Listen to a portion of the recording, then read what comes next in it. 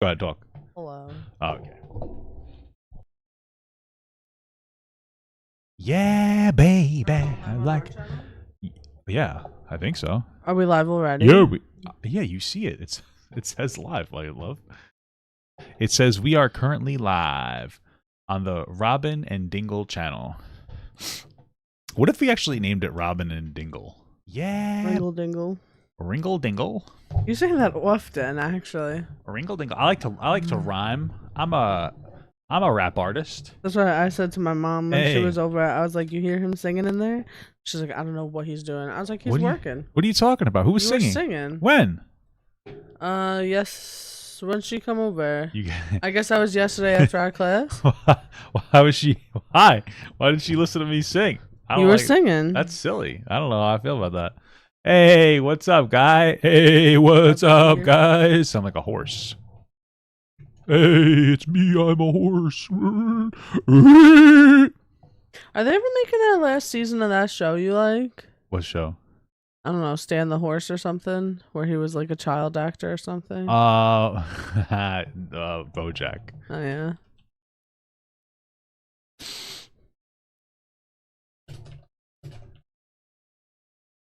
Yeah, baby. I like it like that. The Hyundai Giant. You like that? You know what's silly? We haven't fought yet.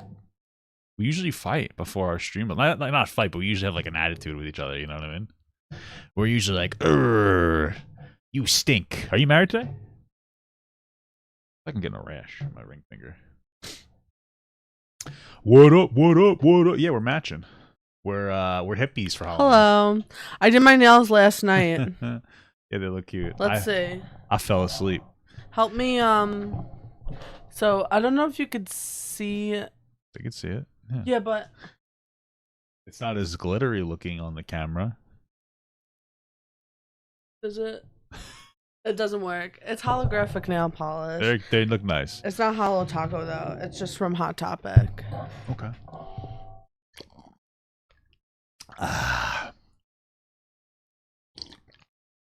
Our house is gonna look cool for Halloween, I think.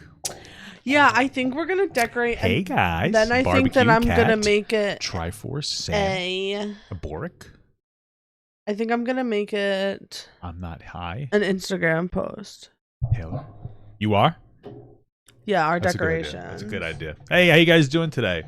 We're a little later than well, we're not really later than usual because you're. But we're later than I usually am. We got up this morning.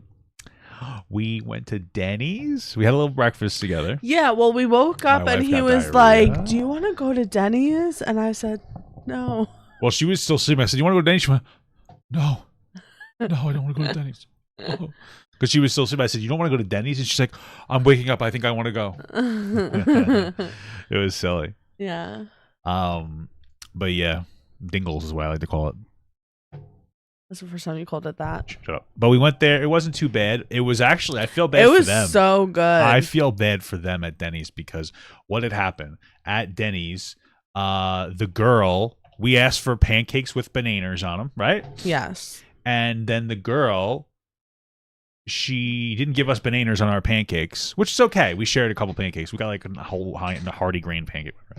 And that's fine. Like we ate them. It wasn't a big deal. But then the people behind us, they asked for spinach in one of their omelets and they didn't get spinach in their omelet. The problem is that it was the like an owner of either that Denny's or a different Denny's in another area. They were important people to the Denny's. They were actually Denny. It was both of them were Denny, which is weird because they were Asian.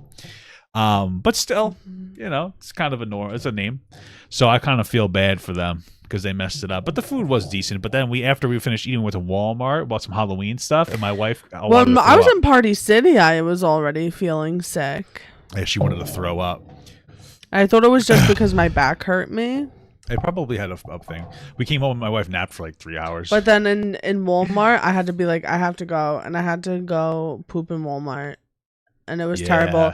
And because I was in Walmart for pooping for so long, I got to hear all of the women that came into the bathroom and left without washing their hands. Nasty bitches. And it's funny because he was waiting for me, so he watched all the people come out. He didn't know that they didn't wash their hands, but he at least had visuals of who was a dirty bird. Oh. Nice to meet you. And then I came home and I passed out.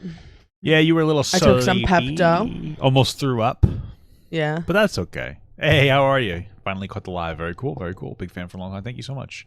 No, we didn't get the pumpkin pancakes. Nah, but I'm like in the mood for pumpkin stuff. We can get some pumpkin stuff tonight or something, or after tomorrow or something. Maybe tonight. I have so much to do when I get off this, though. Maybe I'll stream. I don't think I'm going to see my Grammy today. I'm a bad granddaughter. Tell your grandma to shut up. I have to cook dinner and I have to do all my progress notes. That's okay. We don't need to eat dinner. I'm pretty full. So, you want to get the show started? Yes. Give me one moment, please. Okay. Actually. Yeah, Bibble. Okay, she doesn't want to get started, guys. I'm so sorry. I just had to finish one thing. What's that? Reading the comments on our newest video that was posted today. And then I'm going to take a sip of my drink. Why?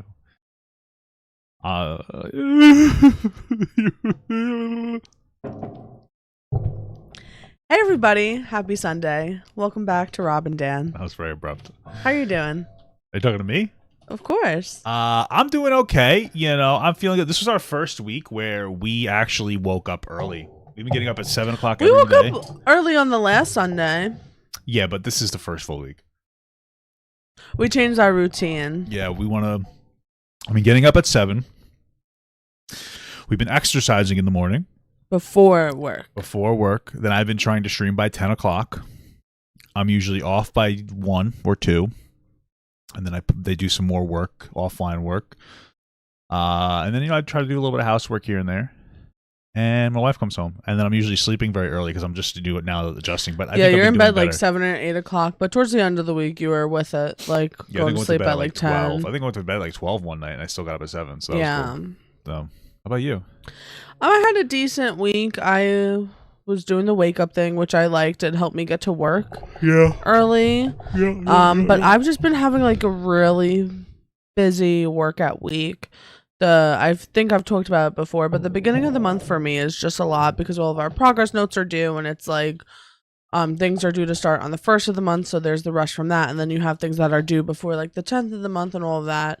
Yeah. I was helping out with training like a new BIS that started at my agency. I'm putting together like a very big I guess like outing or event, whatever you want to call it. So just a lot of stressful things, but yeah. And I'm also already getting like vacation brain because we have a mini vacation next weekend. Yes, next weekend we are going away. So instead of streaming on our regular Sunday, we will be streaming again on Friday. Yeah. So catch us here on Friday. Don't know what time, but we never know what time. So does it really make a difference? Catch us if you can. And then in 36 days we'll be in Disney. Wow, Jesus. Gotta make more money. I started packing and I am stressed. But you did make me feel better because we're just going to pack a 3rd suitcase to bring down. Yeah. And it's going to be fine. Yeah, of course. We're allowed to bring 4 altogether. Why don't we just bring 4 so that we can bring more lounge flies back? Well, I'm going to pack... Half pack 2 of them. Well, no, I just pack the empty ones in the big ones. Half pack 2 of them. No. Because I feel like the more bags you have, the more likely things can go wrong. You know? Like they lose a bag or whatever. Yeah, so that's why I'm like stressing out. When we come home, it's like whatever. We get home and if a bag is lost for like a week or 2, like we could cope. But like if we're going on vacation, like I need what I'm bringing. Yeah, I get that. But especially if they lose our lounge fly bag. Especially because I'm packing all the stuff in the lounge flies. I'm going to have to give them a Hadouken. But... Grandma Guts are joining. Yep, both of them. Yes, for Disney. We're actually going away next weekend for my mom, with my mom for her birthday. Yeah. And then in November, it's going to be a mommy trip. Yeah, I'm looking forward to see both of our mothers. She'll be cute. Yeah, it's going to be fun. Yeah. Okay. But yeah, so that's how we're doing, and we hope you're doing well too. And if you're not, then you know what? Don't even bother complaining. I'm just kidding. Okay. Do you want to pop into the first segment, babe? Yeah, I guess so. Yeah, it's kind of abrupt. You really enjoyed... We're not going to watch my video. Don't worry. We're not watching a video that I already did. but we're going to put this video up as a reference because I covered this the other day. It's about this girl who I think she's trying to be a lawyer. She's in a law class. So she's trying to be some kind of criminal justice something. And she has an assignment. And the subject matter is a little bit of a touchy topic. If you want, you could watch my full video for my full thoughts. But you were in the chat and you had a lot. You wrote notes. I wrote notes. I was at work, like, writing down. You can't really see it. She was really like all it. my notes, because I'm actually. It sounds like weird, but I was just very passionate about this subject because I'm passionate about education. Yeah, and I think, like, especially with my profession, education connection. Like, exactly. Yeah. In my profession. Like, social work is not pretty. Yeah. Usually, like, the joke about social work, it's not really a joke, but everybody just thinks that we're CPS workers that, like, take kids away. Yeah. And that's not the case. First of all, caseworkers aren't in, like, the job of taking kids away. Caseworkers and CPS workers, whatever, are in the job to protect children. That was a major burp. I turned my mic off hoping that you didn't hear it. I rumbled from within. Sorry. Go ahead, continue. Anyways. I didn't mean to sidetrack us. I don't even need this. There's just, there's a lot of different things with social work that I think are hard, and not everybody can be a social worker. Sure. And this assignment that this girl talked about reminded me of those things. And so I thought, it would be a nice conversation to bring up my perspective. You wanted to talk about the general topic, though, not so much what the girl was saying. Like, exactly. You're not really But it's based off of this. So I'm going to of course, go watch his video. I'm going to quickly explain her video for people, and then we could talk about the fundamental topic. So this girl it's easier. This girl made a video on TikTok where she was complaining because she got this assignment. The assignment centralized around sexual assault culture, right? Excuse me, I have gas today. I'm sorry. And okay, we're not going to play the whole video or the video at all. But the end here, this is the assignment. And this is very necessary, having a conversation about sexual assault culture, because it is real and it needs to be dealt with. And one of the areas it needs to be dealt with is in the criminal justice system, right? There are criminal justice system and socially. I said in my video, socially, we need more comprehensive sexual health education for kids. In school, they need to learn about their bodies. They need to learn about consent. It's a huge part of that. When it comes to the criminal justice system, we need people going to law school that are getting trained to be aware of sexual assault culture that generally blames the person, the women usually. They're usually the victims of it, instead of the actual perpetrator, right? So it'll be like, well, what were you wearing? How come you were out at night? Why didn't you have any friends? Like, why did you kiss him if you didn't want to have sex? You know what I mean? Like, these things, like, just because you consent to a kiss doesn't mean that you consent to sex. Oh, well, you were drunk. These are problematic. And that's what this assignment aims to communicate to people in college. And this person got offended by the language. After the fact, after I criticized her, she was like, I was a little mean on TikTok, but I called her dumb. I said that she should probably drop out of school if she's not mature enough to handle the course material. That's what I really said. And I said it because it was upsetting, because I feel like she was complaining about this, trying to cancel the teacher and the teachers and the fucking get the dean involved. And you know what? If you don't understand something, that's perfectly fine. Ask the teacher. But instead, her first reflex was to go onto TikTok and try to cancel the teacher.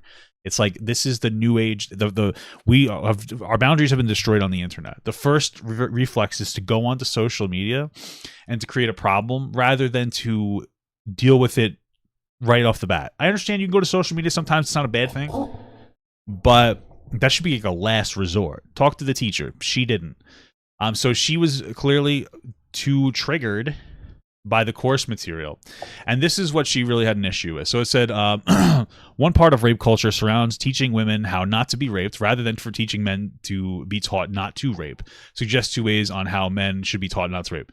She got triggered beyond belief on that. What that is saying is that rape culture tells, like I said before, will teach women that they need to do better rather than to teaching the aggressor that they need to do better, right? Because I think that there's a lot of instances where men are putting women in uncomfortable spaces, whether they're considered rape or not, and they're not realizing that it's a violation. The most basic one is condoms. the woman's like, I want you to wear a condom. He says, okay. He puts the condom on while they're having sex. He's like, oh, I really want to take it off. Please let me take it off. Oh, and she gives in because she's in a physically compromising situation. They're already having sex. She's in a heightened emotional state. She probably doesn't want to make this guy not satisfied, right? And it's just like, you made a boundary while you were in bed. Just adhere to the boundary and stop pushing boundaries. I think that that's part of it, but there are other things too, like people, especially the physical aggressors, typically going to be a guy. They have the physical power dynamic, not being aware of their surroundings. Like, for instance, a girl's really drunk. She's like blackout drunk. You can tell that she's not in her normal mental state. You really haven't had a lot to drink. Historically, that's okay to have sex with that girl. It's not. She's beyond an area of her ability to consent. You shouldn't be trying to engage with it. Now, if you're both really drunk, it's a different thing, but that's not the scenario.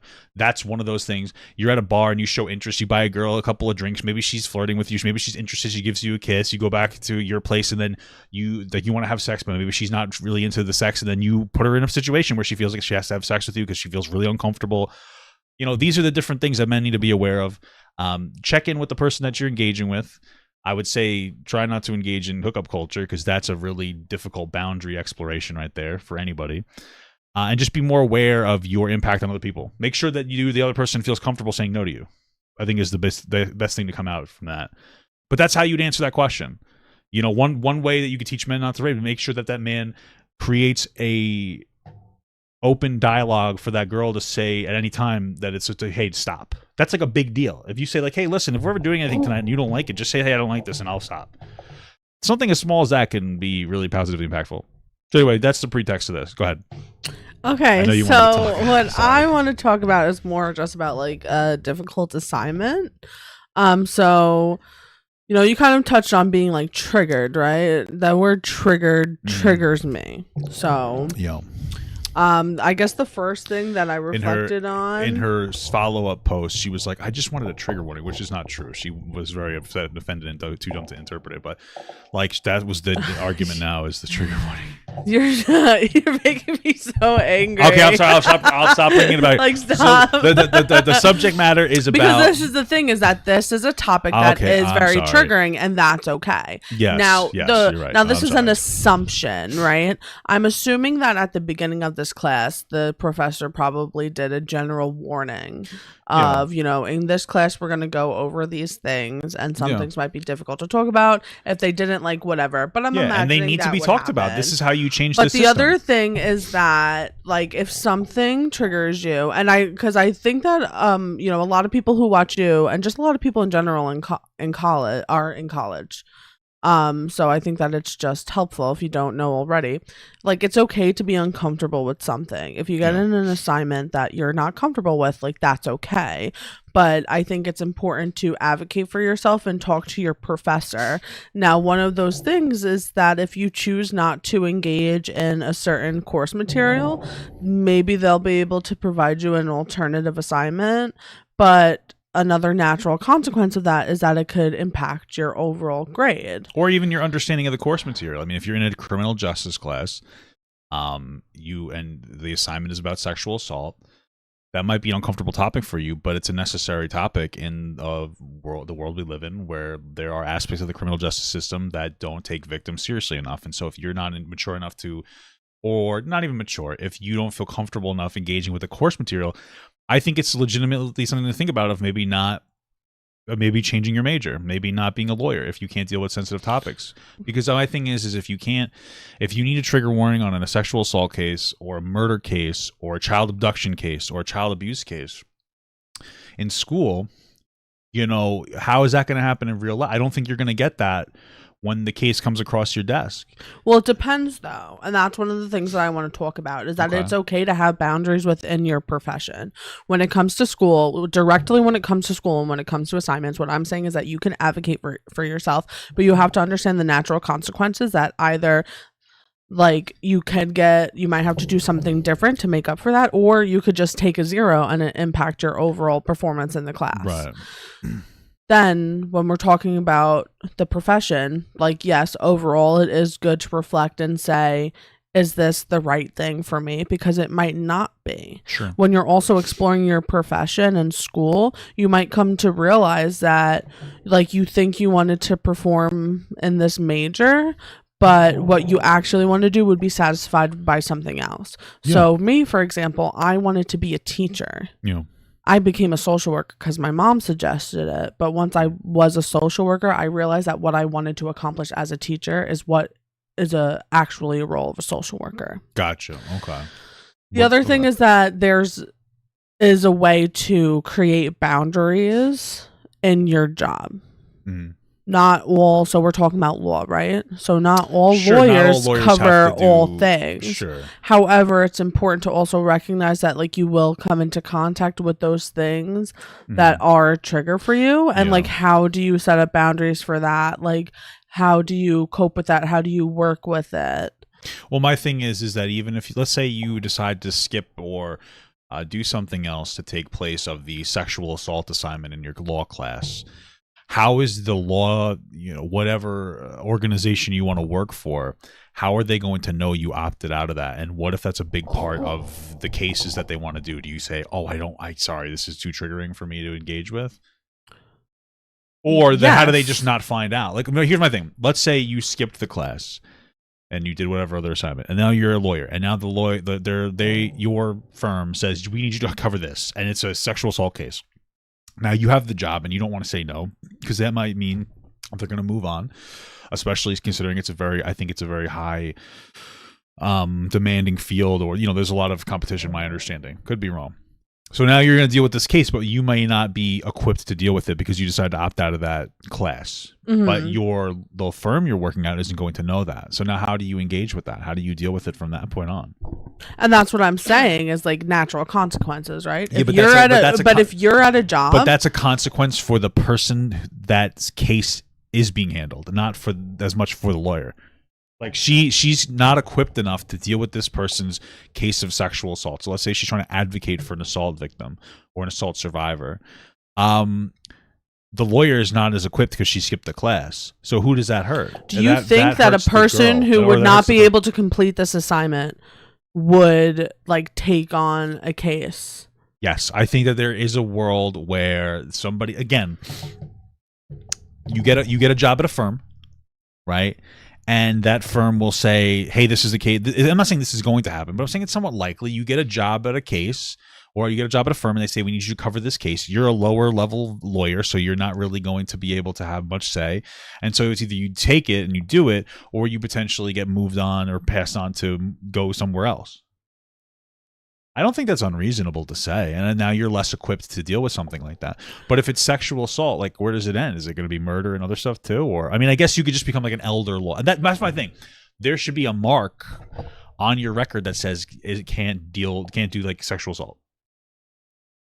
I disagree with you. I like- just don't think that the workplace works like that. Okay. I think that if like you say that you can't handle something, the natural consequence of that is that maybe that job's not the right thing for you. If you're in this case, you're a lawyer, if you're in a good firm that like your superiors or however that works will work with you on that, then maybe they'll find an alternative assignment for you. If not, you might get fired. And again, that's just a natural consequence. And I'm saying that you advocating for yourself and not being able to work with things is okay. Sure. But you just have to also deal with the natural consequences for that. So like for me, for example, I have chosen in my career path that I do not want to become a mental health counselor. Yeah. The reason why I don't want to become a mental health counselor is for this exact reason. I don't want to work one-on-one with the person and have them tell me about their sexual trauma because it is too much for me. Sure. I don't want to have my work focus on that. Okay. So right now I'm working as a behavior specialist. I'm very comfortable in that. As a behavior specialist, I have a lot of different roles. Yeah. And part of that role is still supporting people who have sexual trauma.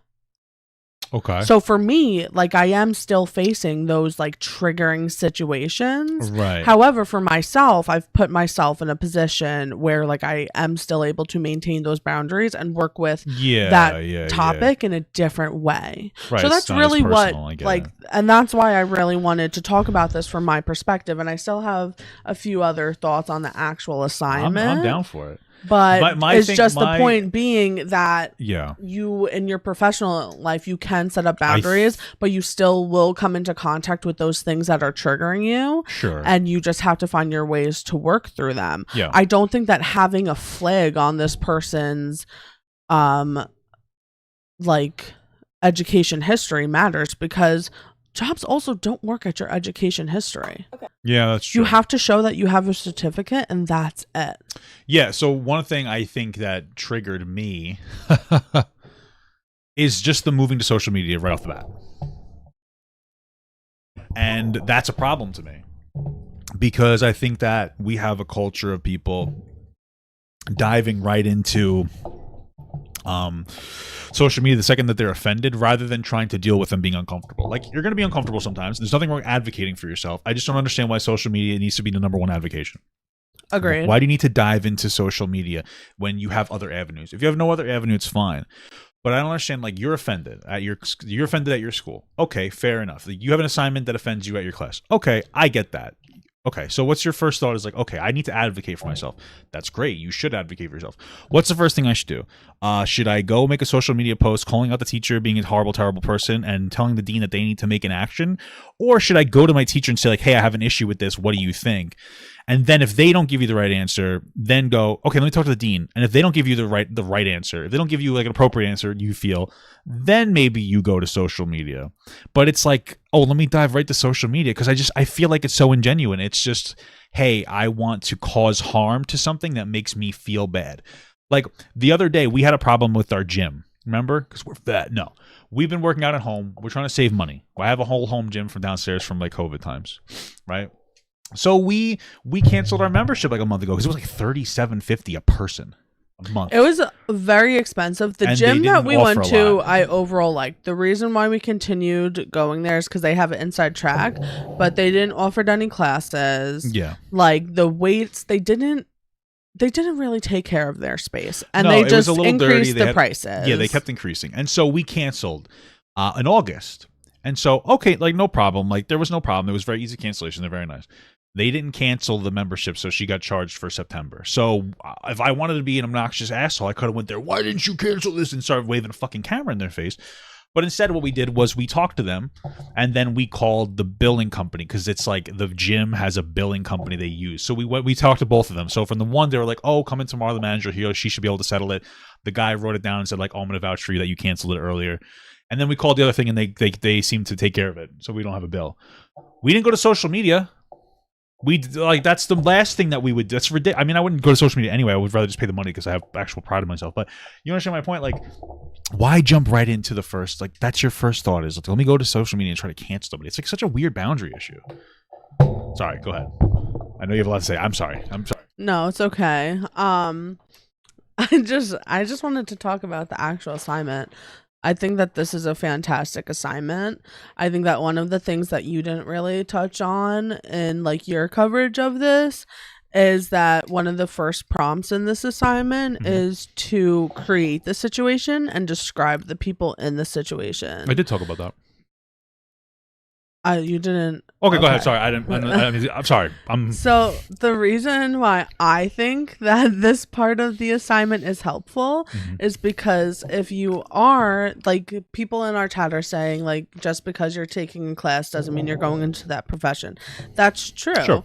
But regardless, if you're taking a class, it's going to help you with things. And if you're a lawyer, you're going to be somebody defending somebody or something, right? Sure. So by doing that first prompt of creating a situation and describing the people, you're working out your own biases.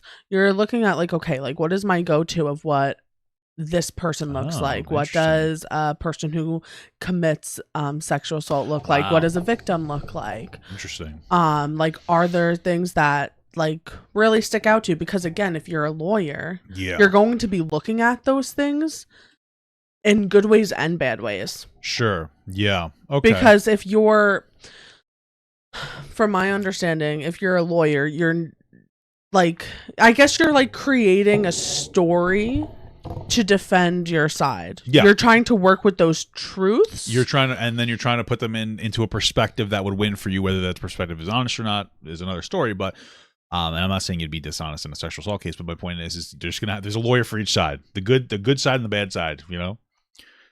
So yeah, you're looking at factual details, and then you're putting them into a space to make it look more charitable to your side. Sure. Yeah, so if you're able to assess your own biases and discriminations, like that's going to help you. And we do this in social work too. Like we look at different case studies, and some of the questions we might ask is like, oh, why do you think they're feeling this way? Why do you think this? Why do you think that? And it's just coming from your own experience. Right. And what it really teaches you is to be more neutral. So, and I kind of talked about this a stream before when I talked about like greeting your clients after Super Bowl weekend. But it's even like greeting your client after their mom died. Yeah. Maybe your mom died and you were really sad because you had a great relationship, and you go to your client and you're like, oh my God, like, I'm so sorry. This might be so sad. Maybe they're happy their mom died because their mom used to beat them relentlessly. Well, it's one of those, it's the thing where you want to meet the client where they're at rather than to make an assumption. Yes. Like you don't want to over affirm or under affirm. So if you're like, hey, like, how are you? And they open up, they're like, oh, well, my mother passed away. It's like, oh, like that's like I'm sorry. Like, how does it make you feel, kind of a thing, rather than coming out and be like, oh my God, exactly. And she's like, well, my mom beat me, bitch. I'm happy. I fucking poisoned her. I fucking poisoned that bitch. You know. But maybe this question can also help you work out things that you are triggered by and might not even realize it too. So there's a lot of different levels to why like a question like that is helpful. Yeah. To a person. It's a good exercise to be able to, because what I said was, it's like, you know, it's a good exercise for you to get a fundamental understanding of how these dynamics work, because as you're crafting each character, you're able to, the story crafts itself, which is a fundamental storytelling thing. Good stories, you don't need to write a good story. You write good characters and your story, and then you present them situations, and that character will interact with the world based on the way that you created them. That's what I learned in like my class and my creative writing classes, because I'm a nerd. A game and web design guy here. So if you're crafting a story and it's like, you know, you have this woman and she's 5'4", and then you have this guy and he's 6'2", and maybe you give him a background. Maybe his dad's a police officer. I'm not even trying to be an asshole. Maybe his dad's a police officer, so he probably had a much more, like, you know, there might have been a lack of empathy in that household. And maybe with this woman, she came from like a domestic abuse situation, so she might like have a difficulty expressing boundaries when it comes to her getting like abused, and she might be more willing to, you know, engage in a fight or engage in self-preservation, and just like, you know, unfortunately take the abuse, which is horrible to say, but it's like, you know, you craft all these different aspects of these different people with different levels of empathy, and then you create scenarios and like, okay, this person had a little bit to drink, and then, you know, blah blah blah, you know. And I think it's very helpful to work out your understanding of the situation. Exactly. You know. And then something, I'm reading through my notes, that's why I'm looking to the side. I guess a little connected to this is like, you also, the thing that gets lost when you bring it to social media, and I really don't want to focus on that because it's not, well, you definitely lose the ability to have an honest conversation. but it's not even that, is that you bring it to social media where everybody is very obsessed with canceling sexual assault, setting boundaries, things being just not okay, all this stuff. It's unproductive conversation. But we're talking about an assignment, right? And part of the thing is that you have to look at what is the role of the person in this situation. So when it comes specifically to, let's just stick with the topic, sexual assault, the role of a lawyer, a nurse, and a social worker is all different, even though they're interacting with the same thing. Sure. So from the lawyer's perspective, you are looking at the details, like what's in this assignment, in order to defend your client no matter what side they're on. Yeah. If you're a nurse, you're going to be interacting with the medical side of things and whatever's in there. And if you're the social worker, you will be interacting with the clients, either one of them, the assaulter or assaulted. Yeah, that's I didn't even think about that. You may be interacting with them on, or not them, but the situation, sexual assault on a macro level. So advocating Yeah. for legislation, stuff like that. I didn't even There's think about just so many different roles, and that's what I was saying, is that like your boundaries are important. Figuring out what you actually want to do and the right career label to satisfy that. Because right. Yeah, like if you just like I wanted to yeah. be a teacher, when I wanted to be a teacher, what I wanted to do is really like have fun teaching curriculum, but be a support to the kids there. That's not a teacher's job. A teacher's job is to teach Yeah, and you can be material. supportive, of course. You can be supportive, of course, but your primary role is to teach. Yes. Whereas a social worker's primary role is to provide the support that you wanted to provide in the first place. Sure. So there's a big Sorry. No, I was saying I think historically teachers provided more mental health support because we didn't have a good handle on it. We didn't have guidance counselors or social workers that were as prevalent in systems, which are not necessarily great in all systems, but we're getting there. So, historically, maybe that's why you want to be a teacher, because at the time you're like, teachers teach and teachers provide emotional support for the. Well, yeah, I looked at my own experience. Yeah, now that's changing. Yeah. But yeah, so the roles are just very different, and I think looking at assignments, right? Because again, this is what the video is about, is the assignment. This is very lawyerly.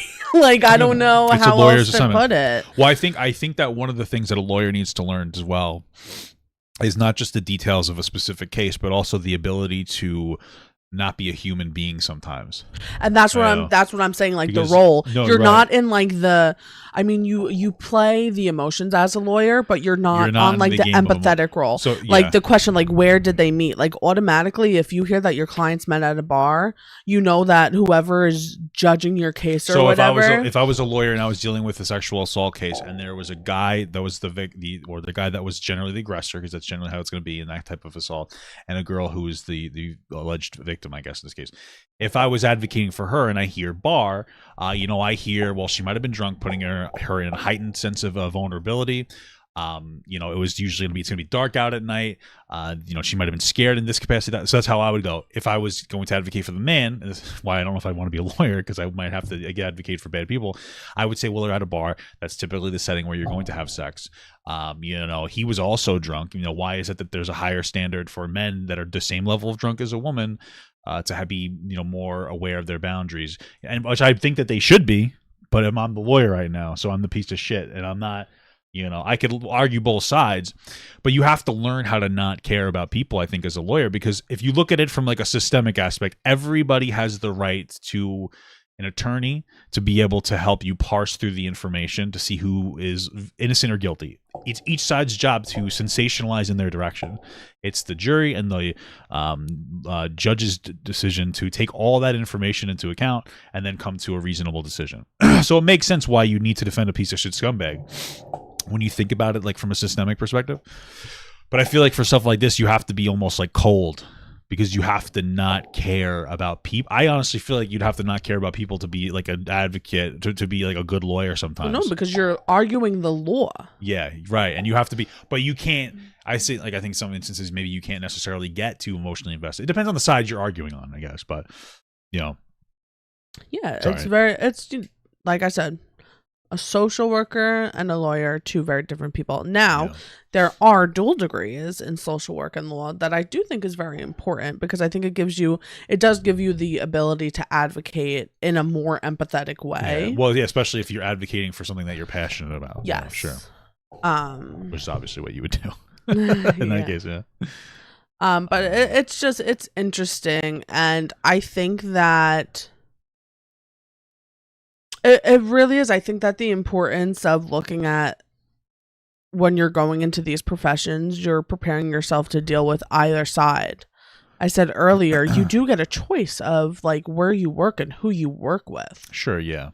But you are preparing for both things, and I think that's why I don't know. For me, it's similar to the Predator working with predators. It's a social worker's job. What do you mean? What?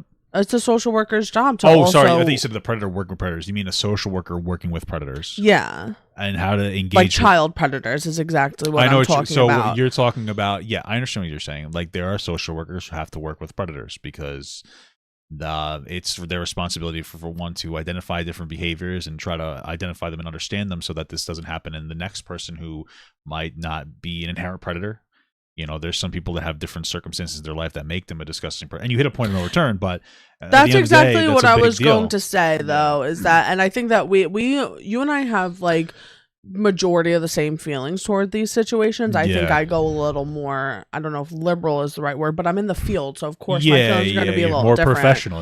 But mine's a little less professional. Like when it comes to working with people that are like on the negative side of things, I'll say is that course. I would say most, like maybe 99% of situations. I don't have any research to back that number. Yeah. People are a certain way because of something that happened. Right. There's very little people that are just like evil to their core. Call them dwarves. What? Sorry. You said there's very little people. Oh my goodness. I'm sorry. That are like evil to their core, no matter like how much of a loving family they were brought up in, if they were brought up in the right ways. Fucking sociopaths. Usually people who do bad things have had something bad happen to them in some way or another. Yeah. So I think that that's what, like, that's the role of a social worker, is to look at those things, and that's how you treat a person as a person. Yeah. It's interesting for social workers that one of the requirements, or a beneficial requirement, is to try to look at really terrible people as people. And I think that's what's hard, similar with the lawyer too.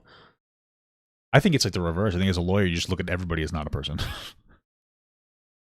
Yeah, I guess so. Like as a lawyer, you look at everybody as not a person, and as a social worker, you look at everybody as a person, right? And normal people will generally assign personhood or take away personhood based on the heinous acts that they've engaged in. Yeah. So I understand that. Yeah, for sure. It's just like a big topic. Yeah, it's a little heavy. Yeah. Like my weight. But yeah. So I guess that's like all the thoughts that I had. I could talk about stuff like this for a very long time. Just some other things that are more specific to the situation I wanted to bring up. Or the comment section on your video. I don't know what's still there or not. Which one? Of your actual TikTok. Is that the person who made the original video stated that they didn't have a problem with the assignment itself, but they had to make up a scenario when there's so many sexual assault scenarios that already exist.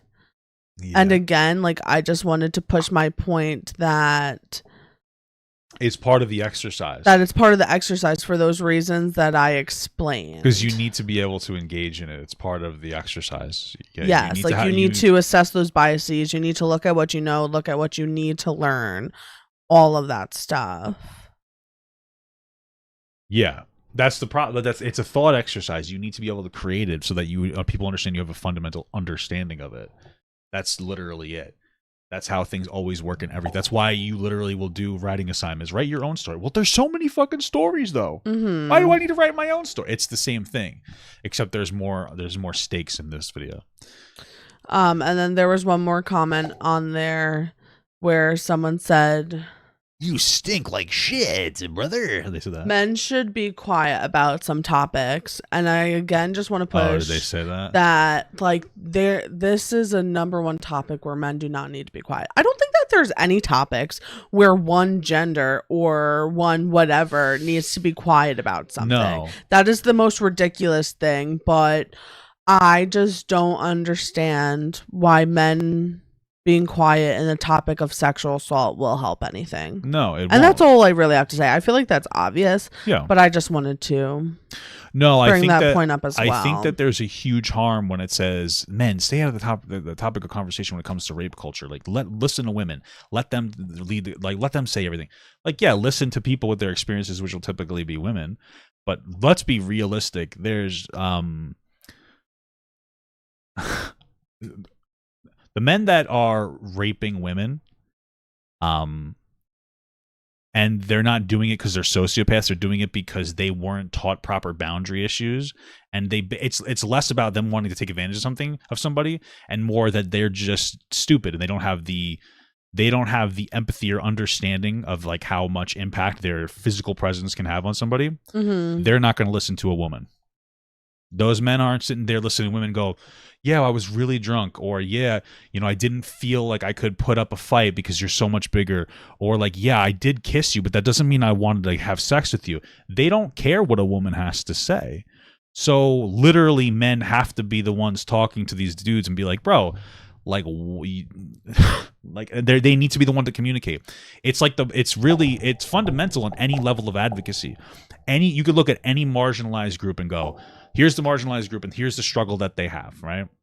There are going to be people in that marginalized group that obviously understand the struggle, and they don't need to be actively communicated to as to like what the problem is. Then there's going to be people that are empathetic to the struggle, and they're going to be able to assign parts of their life to that other person's life in a similar way. It's not going to be the same, as a straight white dude. I'm not going to understand what it's like to be a trans person denied medical care, but I might have an understanding of like, yeah, I get this. Like, for a trans person, I'll never understand what it's like to not be able to get any top or bottom surgery, right? I already have pretty big tops, but I do understand what it's like to have to pay $600 a month for insurance and still not have everything covered. So I'm like, oh yeah, I could see why you're not able to transition because, So it's that person, the advocates or the allies' responsibility to try to do their best to communicate to other people who don't get it, that are like me. So like, yeah, obviously men are going to have to advocate to other men. They're like, yo, bro, this is fucked up. Usually what you got to do is like, listen, and you talk to them about like, you're a foot taller, your weight, you're this, you're that, and you just kind of go through the motions. But obviously everybody has to take part in this conversation. Yeah. So, Among Us balls. Is that a good ending to this segment? What did you think about my thoughts? I liked them a lot. I thought they were really good. I think they were a little different than what like yours. They were. I think you had. They were much better than mine. I'm like such a nerd for like education and social work. Education, but I think that it really does bleed into so many different areas. Like you could like listen to like what I have to say about my career path and apply it to yourself. It just looks different. Yeah. I don't know. I agree with you. I agree 100%. Are you interested in this topic?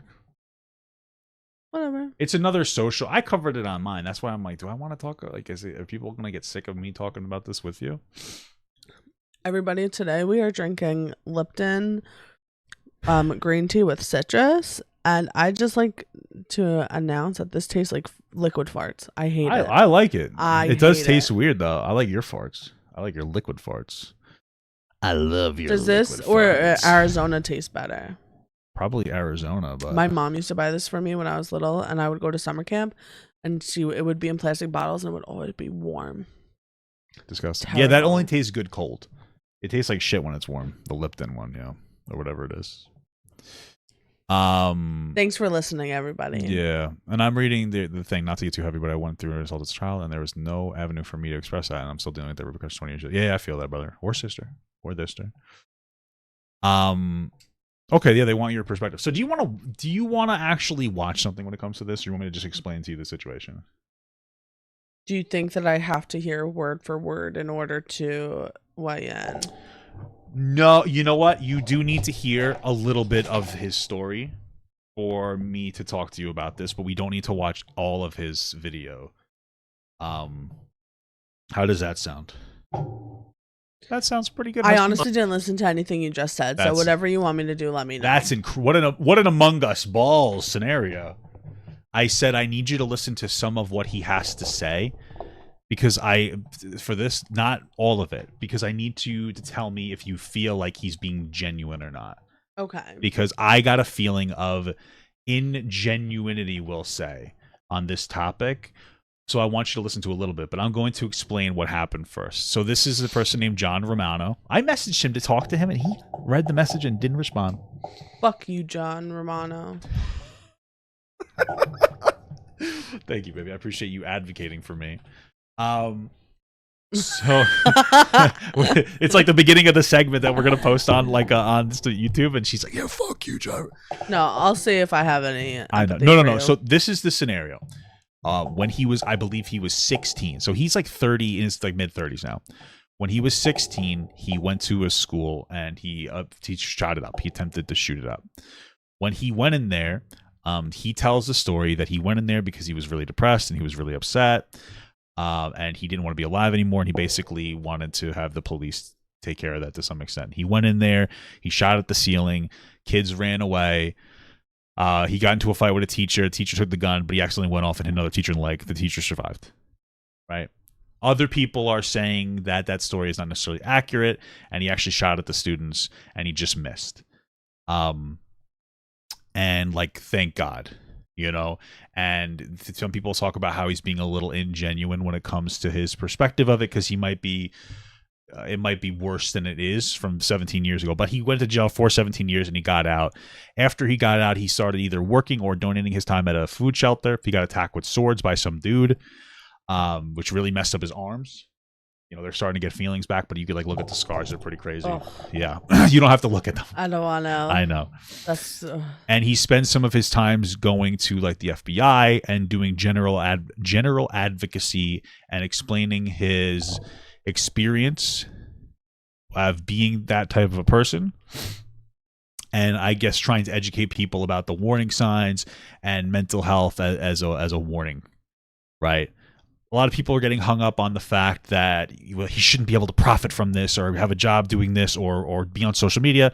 And also, I guess, some of the inadequacies or aspects of it that he might not be necessarily telling the truth about what happened like 17 years ago or more than that, because he's been out for a while. So like 20 years ago.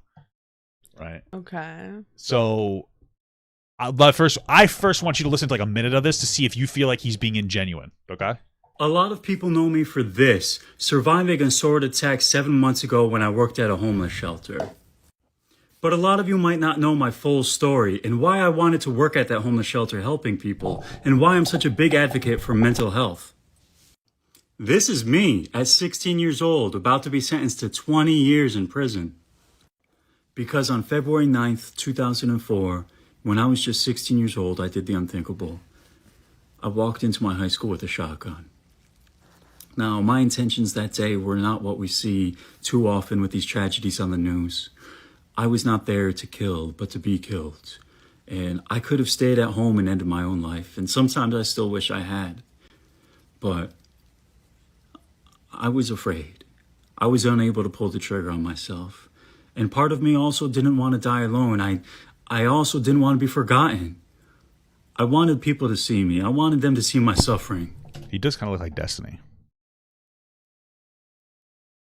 I don't think he does. Okay. Because I believed that I was alone in my suffering. I didn't know just how prevalent depression is and how too often mental illness is. So yeah, I wanted people to see me.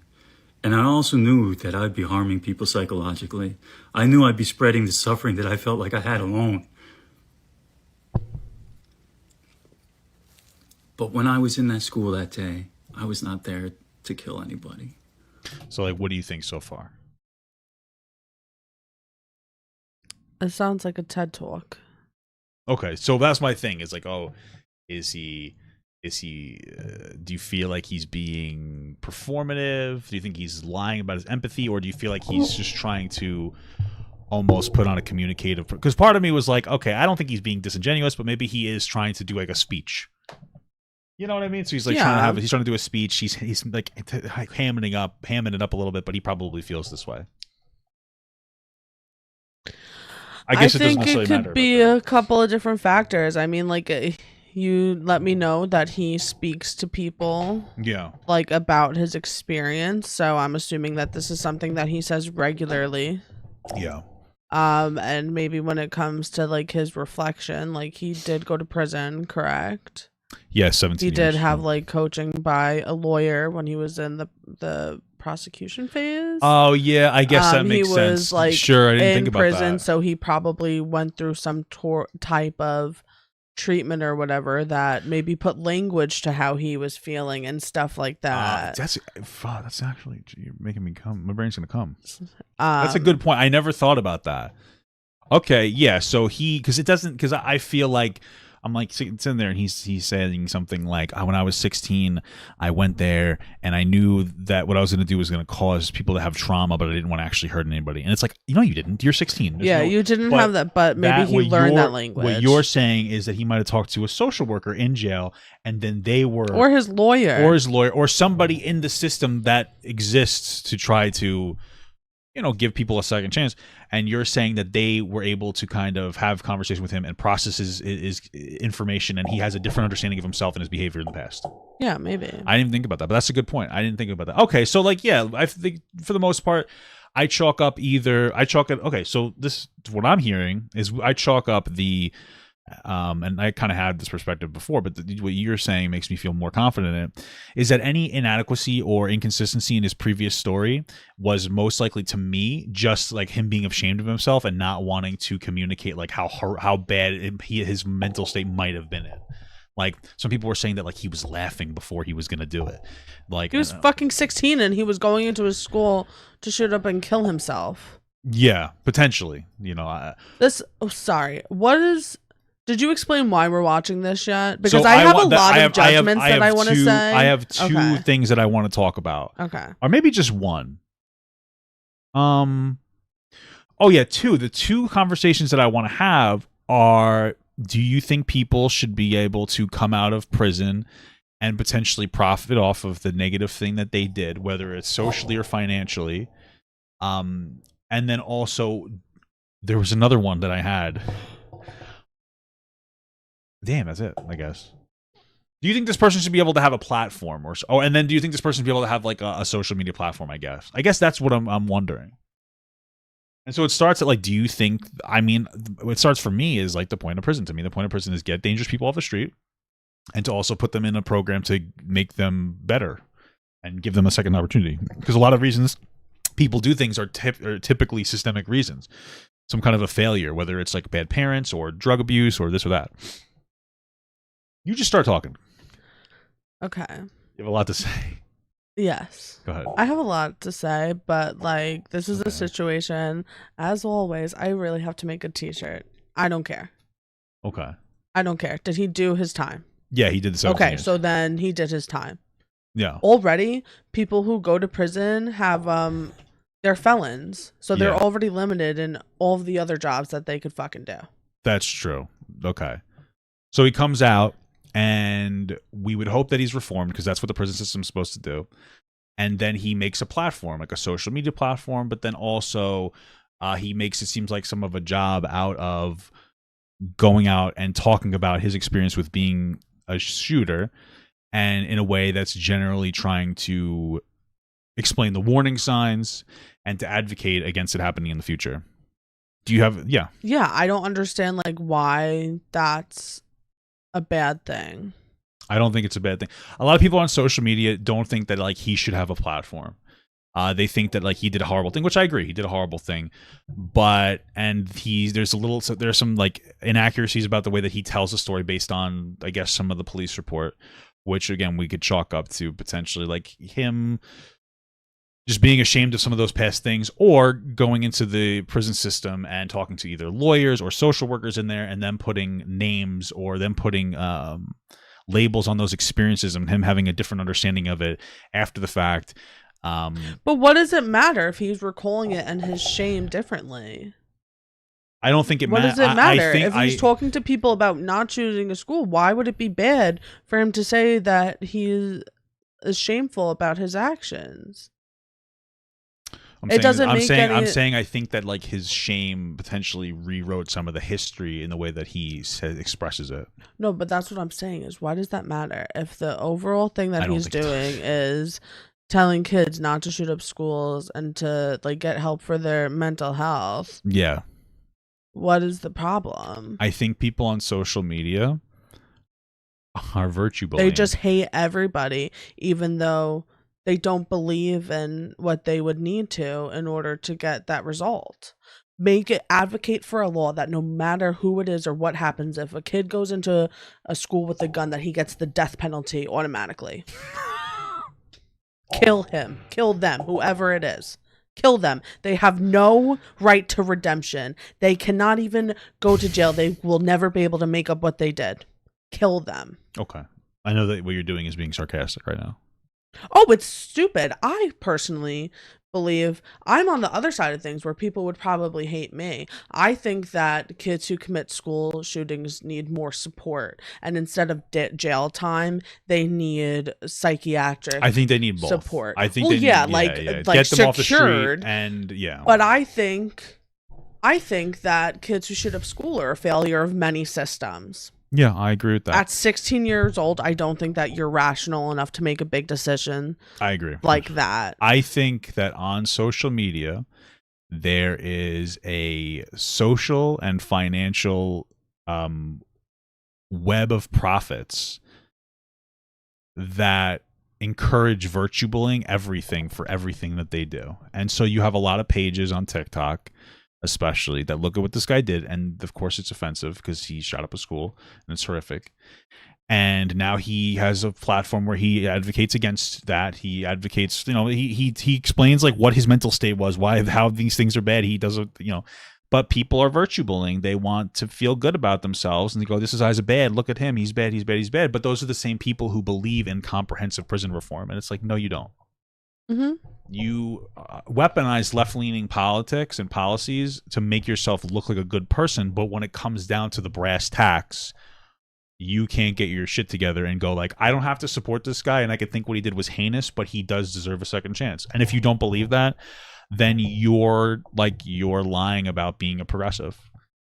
You have to look at like the aftermath of what happens after a person gets out of prison. Yeah. And you need to be advocating for those things as well, because with the way we can only function within the systems that we are in. Yeah. If a law says, and the sentences given to everybody is not always fair or what they should get, right? Sure. But if we go through like the law process the way we're supposed to be, and it's determined that because of my crime I'm getting sentenced to 2 years, then I'm doing my 2 years, I've paid my dues, and I'm moving on. I agree. Yeah. One of like the big things that I'm an advocate for, like this is kind of off topic, but I don't think that I think that no matter who you are, if you're a citizen of this country, you should have the right to vote. I don't understand why people with felonies are not able to vote. I think that that's a load of shit, because I feel like those votes also would be very valuable, especially when it comes to the prison system and law reform, because they're the ones that are experiencing that the most.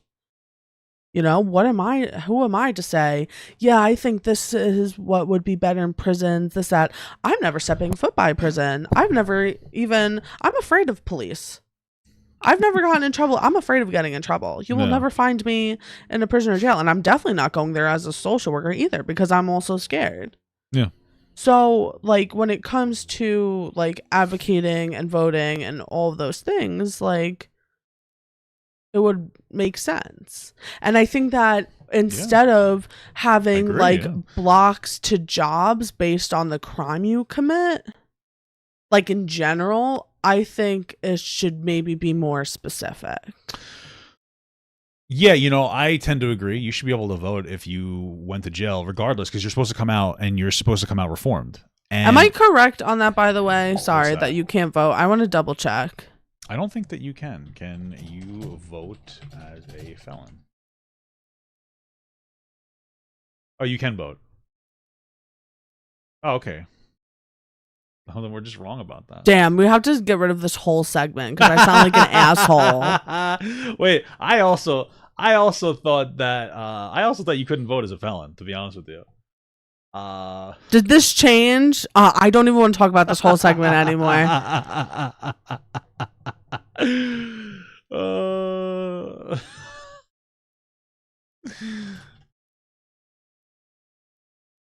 That's funny.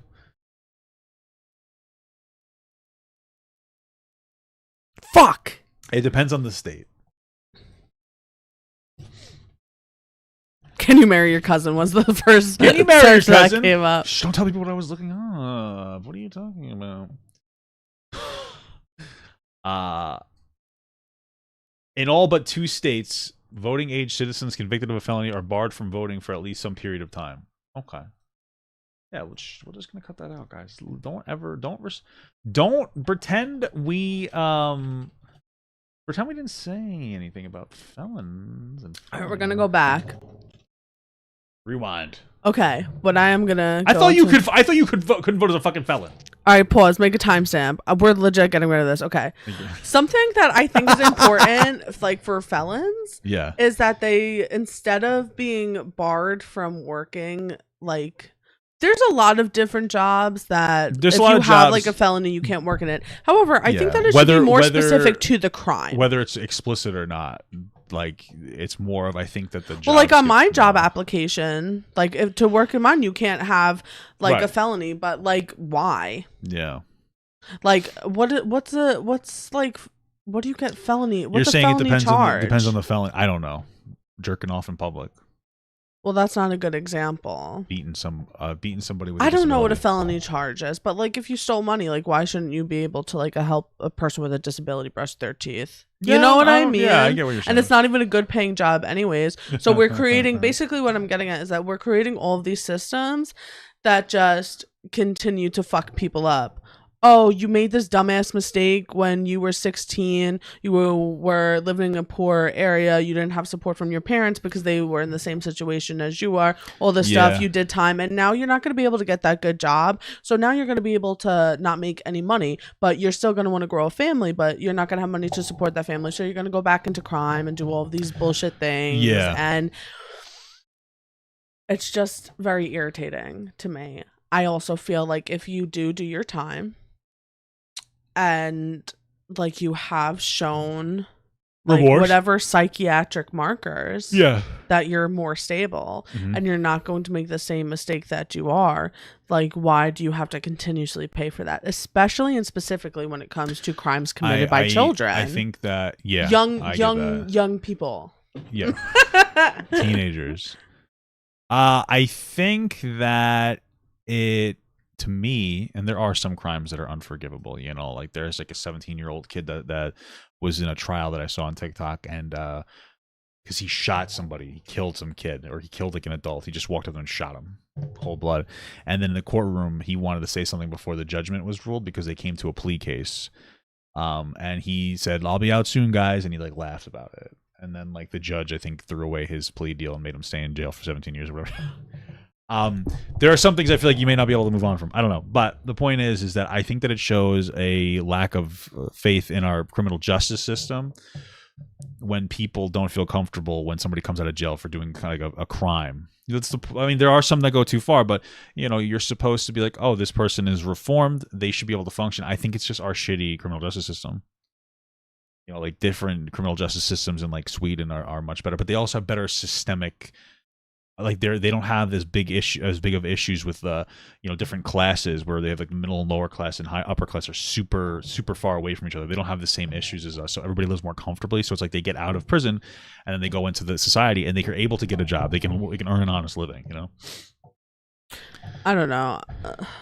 No. I have many thoughts. I don't know how educated they are. Yeah. Well, you could But say more. You know? I just feel like a person is a person.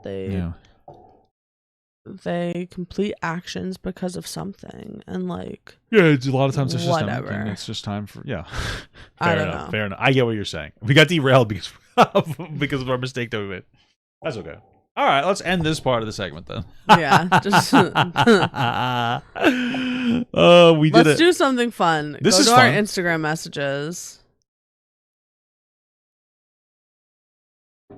Take me to your best friend's house. Do you want me to pull it on the screen, or do you want to do it? This? No, you're on yours. Oh, you sent it to our thing.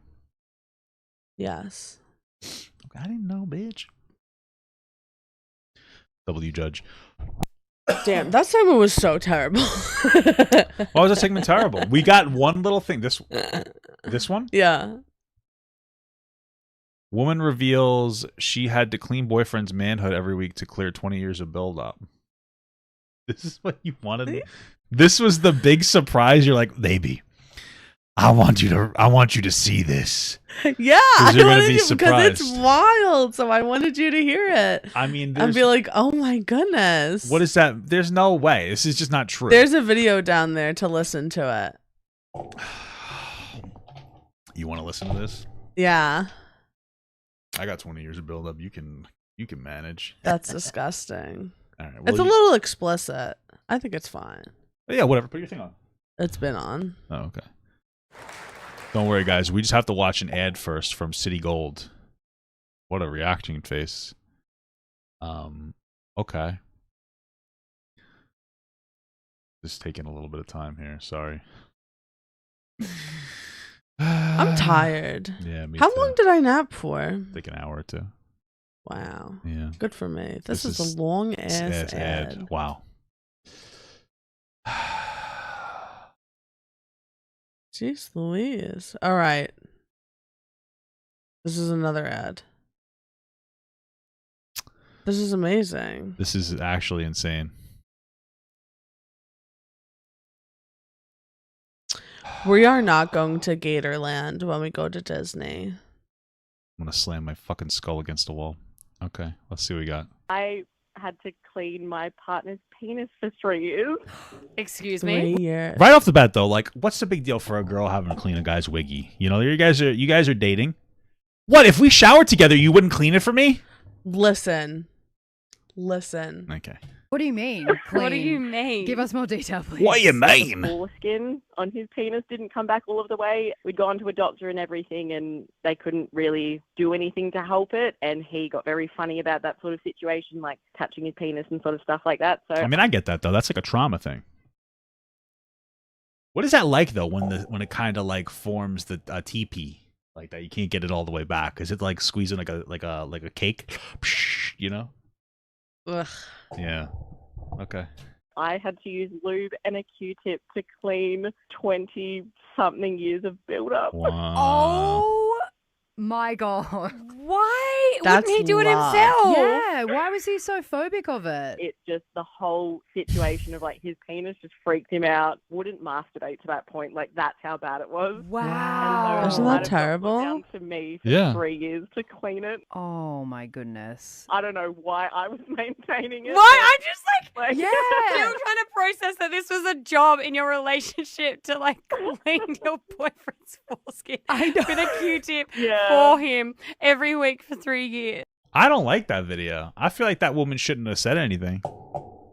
So that's why I wanted to show you, because I wanted to know like your I- opinion on it. Listen.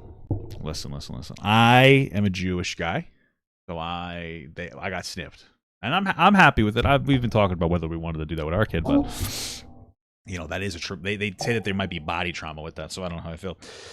Anyway, this dude I think that there's a medical condition where it doesn't always open up all the way. You know, it's like your zipper in your sleeping bag is stuck, and I personally, And it sounded like the doctor said that because you can get recircumcised or whatever, but it sounded like from what the doctor said, there wasn't anything that they could do to help with that situation. that might have been the only option. He may not have wanted to do something like that because that's a difficult recovery process as an adult. Yeah.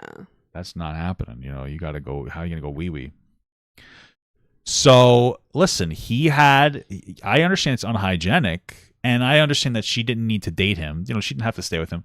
But you stayed with the guy. You know he had this problem. He had obviously some kind of an issue where he didn't even want to like acknowledge his manhood, which to me means that he must have a lot going on. If he's not even going to touch it, because I can't stop. I can't stop doing it. So if this guy won't even touch it, he has like a trauma with it. So why are you exposing it on air? My thing is like you're never going to like, to me, you're never going to be able to fully disconnect yourself. Like people are going to hear her and go, "Oh, that's Linda. Oh, that's Linda. Oh, that's Linda and Jim." You know what I mean? Whatever. Yeah. But they're going to know that's Linda and Jim. And now people are going to be embarrassed of this guy. This guy's going to be embarrassed. Like everybody's going to know his business. So I think that she's a piece of shit for saying it. And like again, he wasn't a bad person. He just had a problem with his weenie, and it's like I feel bad for that guy. And I think it's shitty that she did that. I think that this whole thing is shitty. It's funny that we're all laughing about it, but like I think that this is mean. I feel bad for this guy. That's how I feel about it. What do you think about the actual relationship role of the girlfriend taking that on? I feel like she probably wanted to do it. Like, I like to pop your pimples and pick your nose and pick your ears. You think that she was fascinated? She probably was like, all up in there trying to get it out. She probably enjoyed it. You're right, because there's some kind of, I think it's more with women than men. There's some kind of morbid curiosity with women where it's like, let me pick your pimples, because I don't like picking your pimples. I don't think men like. I know you don't. I don't think men like that, but you pick my pimples, and you like when I do it too. I love it when you pick my pimples. I'm like a big buffalo, and you're just like a little bird pecking at me. But I like that. But like, I feel like with that, I agree with you. I think that women, I think that's another thing. She probably enjoyed a level of it. Because women, they're sitting there watching fucking, she probably enjoyed a level of it, and then she decided to fucking blast him once they're not dating anymore. Yeah. I think it's shitty. I don't like this girl. I don't like that they blasted it, and I don't like these two women either.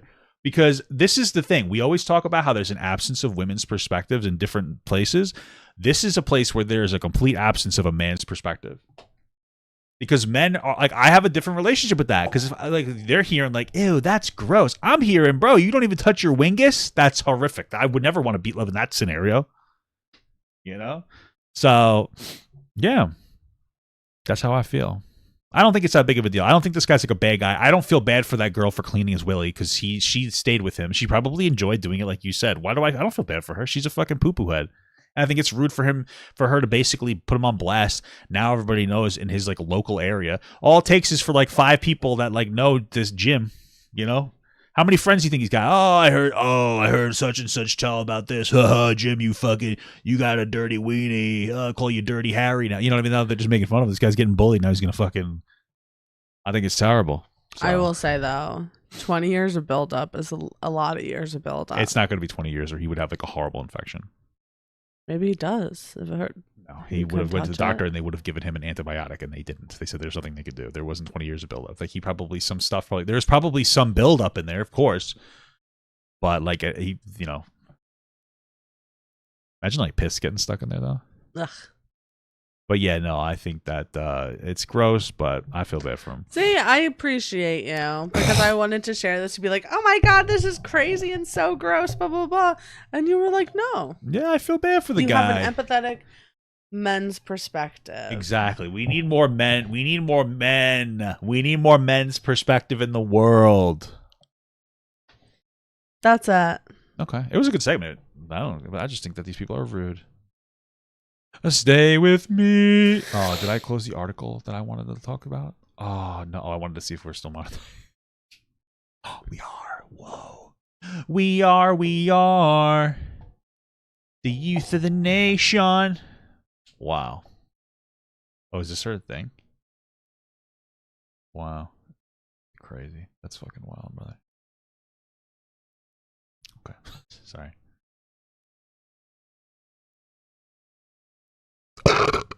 I'm just getting burps out before the segment. I'm hungry now. What do you want to eat for dinner? I'm making roasted chicken. That's fine. Do you want something else? I wish I got bologna at the supermarket. I wish that... Do you want to have roasted chicken that I already defrosted? Or do you want to have shrimp and udon noodles? I don't care either way. It's fine if we have the chicken. I could just eat it on a sandwich. Okay, we got like this pumpkin seed with like cranberry bread in it. Oh, that's why I didn't get a Walmart. I wanted to get cranberry so I could make cranberry mayonnaise. Yeah, but you had to poop so bad we left. Yeah. This is mine though. That's fine. All right, everybody. Go ahead, start the segment. You do you. Okay, so I came across this BuzzFeed article on my Instagram, and he apparently covered this a while ago, but I wanted to look at this from my perspective. So now we're going to be looking at this woman shared things plus size travelers hate, and the examples are specific and eye-opening. And I wanted to look at them because I am a plus size traveler. And so like my perspective, like I haven't looked at it at all, but I wanted to explore, like, okay, like, are these going to be reasonable or not? You remember when we were younger, did you ever have an experience where your eyes would just be pretty much shut and they would be caked shut from all the boogers in your eyes? One time I was sick and I woke up and it was closed. Just you got like goopy poopy in your because I had conjunctivitis. I never had that, but when I was younger, my eyes would just be stuck closed and I would wake up and then I would slowly open them. They'd peel open, but I loved the sensation of it. Yeah. Did you have sand in your eyes? No, I just had boogers. But it was the same sensation as like when you would put glue on your hands as a kid and you would rub your hands together. And like it was like, oh, I liked that feeling. Very, very sensory positive feeling. Anyway, you're gonna read it. You're gonna read this. Go ahead. All right. So first, go to her. Did you close her social media What? page? Oh no. Oh. Well, yeah. It's here. I just wanted to share. This person's name is J Bay Official, and this is who the article is referencing. You know, Olivia, this is just me. There's something I don't know. I guess I kind of do it as a content creator. I mean, I do talk about content and stuff, but I find it so weird when people make like one aspect of their identity like everything. Or maybe that's normal. You know, I guess if you have a welding TikTok, it's all going to be about welding. It's different for when it's like, oh, why, you know, you're overweight. Why is your entire TikTok about you being overweight? You know what I mean? Yeah. Maybe I don't even have a point. Maybe it's just I find, I don't know. I just don't think that you like content like this. Yeah, well, I'm overweight and I know that I need to take care of it, but I don't see the need of making content about how big you are. Well, I think it depends. Like, there's some content like this. Well, I don't know what her content is. I don't watch her, but there's some. I don't need this in my ear right now. There's some people who I appreciate because they're sharing meals that they're making, and sometimes they're healthy meals. They're selling exercises they're doing. They're sharing clothing that they're getting. That's like a huge thing for me because I bet huge. it is.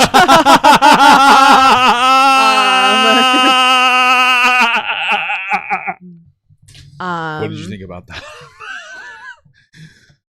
But so that's why I like what is it called? Plus size. Taking in consuming plus size focused media. Anywho, so I want to see what she has to say. Well, she gained 30,000 followers since this article in August, so good for her. Good for her. All right, so I guess she made a series of plus size travel struggles, and she Viral, listed 15 million views. Good for her. Yeah, damn. Sorry. But she has a whole seat for a CPAP machine. I know that's rude. I'm sorry. Move on. Go ahead. Let's get to the meat. Well, just read it. It says, I decided to start documenting and sharing these struggles that plus size people face when traveling because a lot of plus size people can relate to these struggles. Yeah. Yet they are rarely talked about, especially by someone my size. Is that her piss? No, that probably. Stop it. Okay, here's what Jay says she hates when it comes to flying: having little to no room to move. I feel like this is not. But that's like general. I feel like this is not a valid grievance. I guess it depends on the tone of it, but my understanding, because I watched the whole thing, from what I remember, she was like complaining about how they should have bigger seats. And my thing is like, listen, I mean, don't be so big. I know it's easier said than done. It's not hard to diet or lose weight, right? I'm there. It's difficult. I'm lucky I'm not that big. I'm not trying to be rude. You know, it's a life circumstance thing. It's a lot of systemic things. I get it. It's a lot of bringing up, upbringing. You're up fat. You're probably going to stay fat. But like, this is like, I just know to stay quiet. And I feel bad for anybody who has to sit next to me. When it comes to like not having a lot of room to move, I think that it would be nicer to have like larger areas to sit in because I don't like strangers. I don't want to be close to other people. So I don't care. That's what I was going to say. I don't care if I'm 120 pounds or if I'm 330 pounds. Stay the fuck away from me. You know what I'm saying? I just don't think that's practical for a plane in general. So I don't think that as a plus size traveler, this is something that would make it on my list because it's just like a general complaint. Yeah. Okay. Narrow aisles, and I don't know what bulkhead seat means. I don't know what I can look it up. I feel like, again, I think this falls under the category of the other one that we said before, right? Like, it's just a size issue, or it's just like a general issue for everybody. This is one of the rare times being a small person, like, not being 6'4" would probably be. What the fuck is bulkhead seating? Bulkhead seats can be located in several areas. Usually these seats immediately face a fixed wall dividing the seats from something else in a cabin. I have no idea what the fuck a bulkhead. I don't care. I just don't care what it is. Yeah, this just goes along with I wish like aircrafts or other companies were more spacious. When the trade table can listen, I'm not trying to be as rude. A plus size traveler, this is annoying. However, Listen. on JetBlue, is that not an issue? No, my thing goes down. JetBlue, I would have us travel. I prefer I prefer JetBlue over Southwest. Okay. The reason why I prefer JetBlue over Southwest is Okay. because my tray table went down. Yeah. What are you looking up at? Is like something coming through the ceiling? No, I just heard a You sound. scared me. It's the wind, bro. Anyway, The tray comes down. There's 2 seats on some planes. They're getting rid of those planes, but it was like just me and my brother. We didn't have to have a stranger with us. They have TVs and free Wi-Fi on some planes. Well, that's Reasons nice. why I don't like them is you have to go to the city to take them, and you have to pay for checked bags. Well, here's my thing. It says when the tray table can't come down, but it clearly can. Look at this girl right here. So this is a fat person issue. You know what I mean? I just feel like what are you gonna ask for? Well, no, and that's okay. Maybe I'll reword I get what it I being wanted a to grievance, say. but I feel like it's not a grievance that you can express publicly. No, Complain and to I your wanted to friends see is- like what, like looking through this, like what is like a reasonable complaint and what's like this is a unreasonable. complaint So far, I have. these have kind of been like Unreasonable. This is something I complained to you about. I wish that it fit my big belly, but we don't bring it publicly because we know that like this is obviously is what it is. I mean, we're overweight. It's our problem. That's why you travel with a skinny person though, because then you could put all of your stuff on their tray table. True. Worrying about asking for a seatbelt extender. That's a I'm you not problem. worried about that. I used to. The worst is that when they're to me, they're like, "Sir, do you need a seatbelt extender?" I don't have to ask. Then you know that you have a problem. When they're like, "Excuse me, sir, do you need a seatbelt extender?" It's like, I wish you would have let me ask. There's Just let me some ask. things that like I have just grown out of my shame with. Yeah. So for example, if I have my period, I'm not like, oh, do you have a tampon? My pussy's like, bleeding. oh, does anybody have like a pad or a tampon? Like I'm not afraid to let men or others know that like there's blood pouring out of my vagina. You know? Same way as like I'm getting on the plane. Everybody sees how fucking fat I am. They're probably like, oh, that bitch probably can't fit in the seatbelt. So yeah, I need a seatbelt extender. Yeah, true. So I'm not like yelling it and announcing it on the plane, but like when I get on, like for me, I used to have my mom ask for me. But now I just get on and I'm like, oh, do you have a seatbelt extender? And they give it to you, no problem. And you know what? It makes you more comfortable during your flight. Yeah. I just said, let me get 2 of them. I don't care. Yeah. You know? When I went on the one time, the guy was like, sit over there. It's like the widest spot in the plane. Like, I'm 6'4". Well, no, we went to go sit in a spot. Somebody told you that it was, Yeah, the best spot. And then he was like, oh, no, that's not good because you're not going to be able to lean back or anything. Yeah, he's like, sit there. Like the middle of the plane is usually the widest for big people. I was like, thanks, bro. But he meant it for your height. Well, he meant it for everything. People will say I'm a big guy. They mean I'm a tall, fat fuck. That's what they mean. Tiny airplane bathrooms. I feel like this is a general issue too. You know? I feel like yes, the problems with the airport bathrooms, or my problem is like it's directly related to me and how big I am. That's why I have anxiety and try to pee like 4 times by like the time when they're like, "Oh, we're boarding." I legit pee 2 to 3 times because I'm afraid of having to use. You literally will not pee all day and whatever, but then on a plane you need to pee like 4 I'm times afraid in the I'm gonna airport. pee because I'm afraid I'm gonna have to go into the bathroom and it's not gonna be wide enough for me to be able to get to all the spaces to clean. Yeah. However, I do think that airplane bathrooms should be bigger, not only for fat people but other accessible reasons. Sure. Like a handicapped person? Yeah. Yeah, sure. Or old people, like whatever it may be. But like I understand like a toilet is gonna take less priority to like other things. I'd rather have like more area in the seat area than a bigger airplane bathroom. Well, I actually have a question for you about airplanes. You know, when we go on very short trips, right? So like we're usually doing like 2, maybe like 3 3-hour hour flights. Like nothing, no big deal. How I saw somebody like a rich guy or something talking about the potential of having a plane where half of the seats were seats and then half of the area was a standing area. But it would be significantly cheaper. How would you feel about that? I couldn't stand for a 3-hour flight. No? Okay. No. I can't even when we're like on the rides for Disney.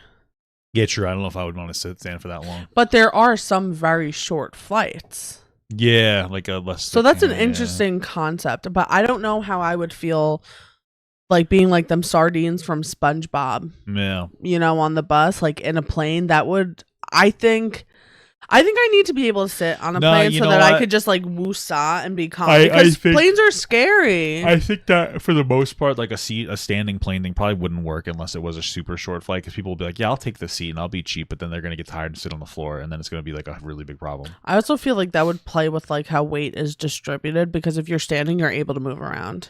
Yeah, maybe. That's a good point. Worrying you're going to break the toilet when traveling. I mean, but I wouldn't have even admitted this. Yeah, I don't even like it. I mean, let's take it like outside of like the toilet. Yeah. Yeah, there's sometimes I look at a chair and I'm like, I can't sit there. Yeah. Which sucks. But, you know, it's I think totally fair to- overall, like, furniture should be strong enough to hold me. I Well, don't yeah, feel like I'm especially like at a so restaurant. large. Especially but- at a restaurant, because, you know, you want my fat fucking money, you know? You better have a chair that can sit my fat fucking ass. Yeah, I feel like that's true. Yeah, this one I wouldn't have admitted. I don't know. What that's unfortunate though. Like to like not be a jerk. Like that if that is a where you have like that sucks. yeah. You know. Pretty fat. Yeah. Listen, Jesus. Not being able to find accessible path and hiking trail. I mean, she looks nice, but what is an accessible hiking trail? What do you want them to fucking pave it? Yeah, I It's don't a know. hike. I don't even know how. I don't I know what feel this like means. there is stuff that you could find in a lot of places. Yeah. Okay, move on. Damn. Stop it. Getting patted down because you're fat. That's not happening. I don't think that you're like Nobody's patting them down because they're fat.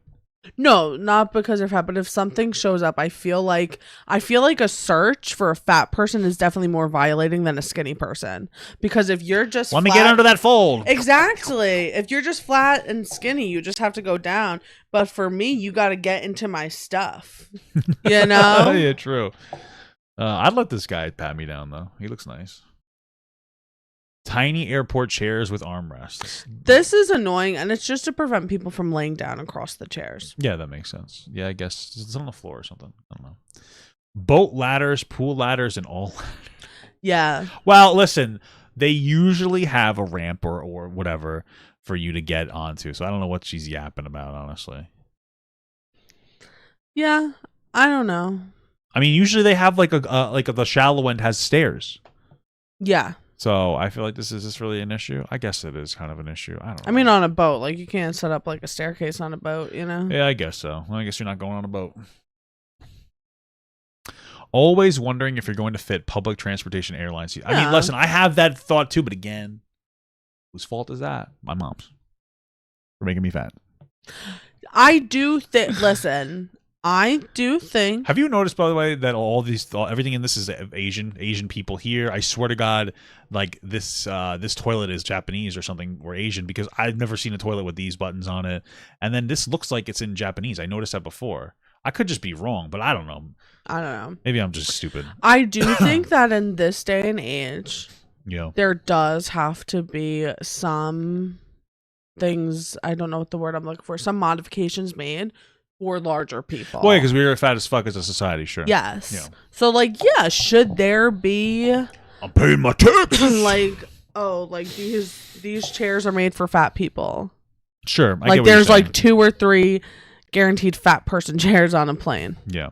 Because then the skinny person gets a nice big seat if there's no fat person claiming it. True. You know? Yeah, I get that. I mean, Disney adds fat seats, but that's again because they want your fat money. So Yeah, and again, like natural consequences. If that means that you have to pay more, if that means that it's more limited, that's just the natural consequence of your body. yeah, well, that's the thing is the airline seats. Like one of the things is that she had to pay for 2 seats, and it's like yeah, that's typical. And usually they'll refund you a seat if you If nobody like claims claims it. it or Yeah, whatever. yeah. But you know, if you got to get 2 seats, you know, whatever. That's what it is. Very limited poolside seating, lounging options for plus. This one I don't care about. While they're laying onto the thing, this looks perfectly comfortable. I think that's her husband or something. So, what do you think about it? I feel like this one's stupid. Yeah. You know, restaurants that don't have seating options for plus size people. I feel like that's the restaurant's problem because, like, here's the thing: if you're a restaurant, excluding an all-you-can-eat buffet, and you see my fat ass walking in there, and you don't have a seat that's not going to shatter, that's your problem. I'm going to spend twice as much money on food. Why wouldn't you be ready for my big tubby fucking ass to sit down and like I'm ready? I'm eating for 2. Well, I'm basically pregnant.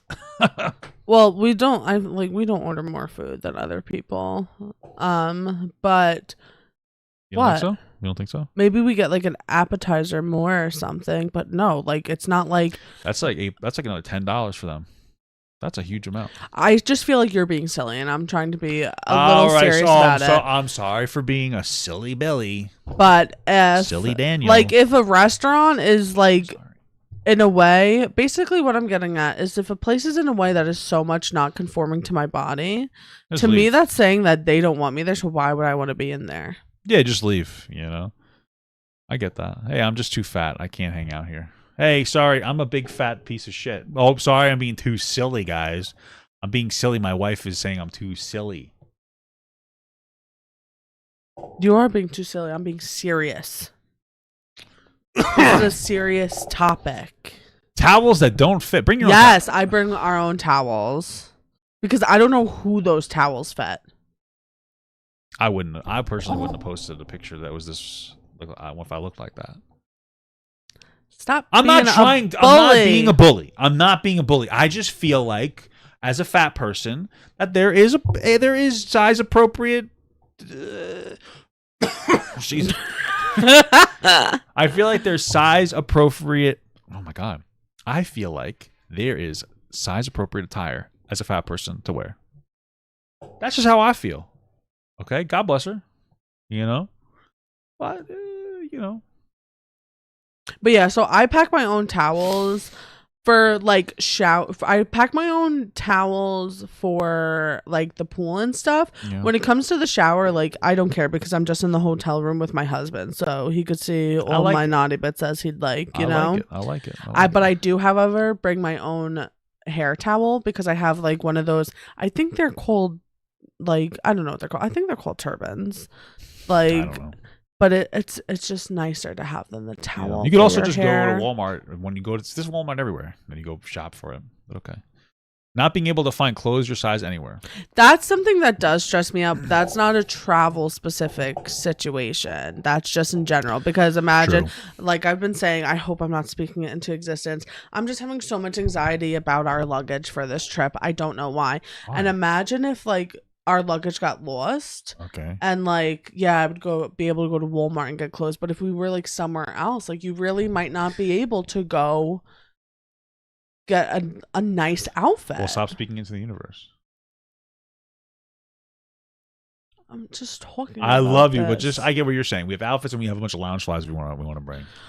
Baby, So- I was okay. I understand. I just say you've been saying like, oh, I feel like we're gonna lose our luggage. Like, stop speaking into the fucking universe if you're that worried. Okay, and I'm just saying, based on the article, Yeah, as a yeah, fat person, yeah, it is stressful that, like, say that I rip my pants. Am I going to be able to get jeans while I'm on vacation? Probably not. Like yeah, I get what you're saying. Yeah. Well, it's Florida. There's a lot of chunkers there. Turnstiles and worrying you'll get stuck. Is this like an issue? I feel like I don't have this problem. I have to go in sideways. Like me too. But then also if you're And that it's like if you're that big, you could scan and go through like the back thing. You know? Yeah, the baby thing. Excuse me, sir. I got a baby in here. They say you're a man. It's like, I just do that. I just get offended by that. And finally, getting ridiculous comments about being a fat traveler. Yeah, I don't know how I feel about it. Here's my thing. Listen, if you happen to be some kind of an influencer and you are overweight, I don't think it's appropriate for people to be like, oh, you're fat. And if you're just like, hey, guys, I really like Legos. Oh, yeah? Well, I bet that if you wanted to make a Lego of yourself, you'd need 2 whole fucking playsets. That seems inappropriate.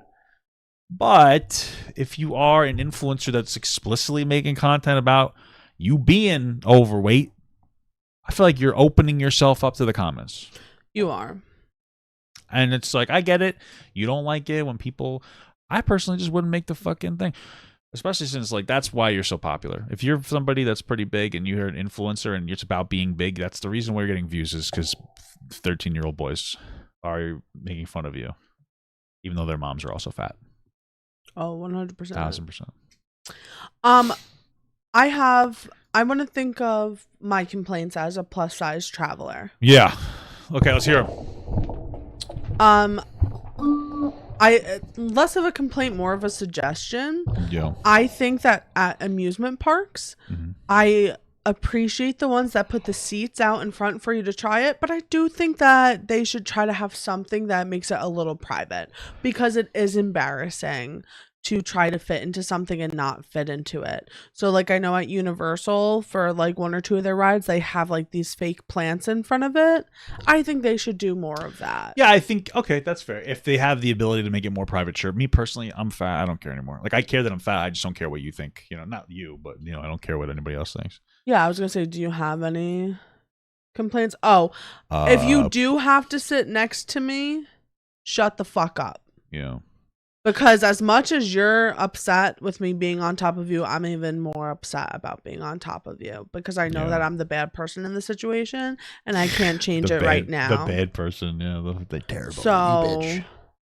but maybe we should try to see if we could use the Southwest plus size policy, What is that? if where you get a second seat for free. Because then we would just have the middle seat empty, guaranteed. You should have just. We should have said something. I don't think we would have been able to do that because the ticket's bound to. If that our person. flight is not full, we could ask. Yes, but I'm gonna ask when we go to the Okay. airport. All right. Well, I think that's it for this article. Yeah. You So wanna, yeah, you want to read this?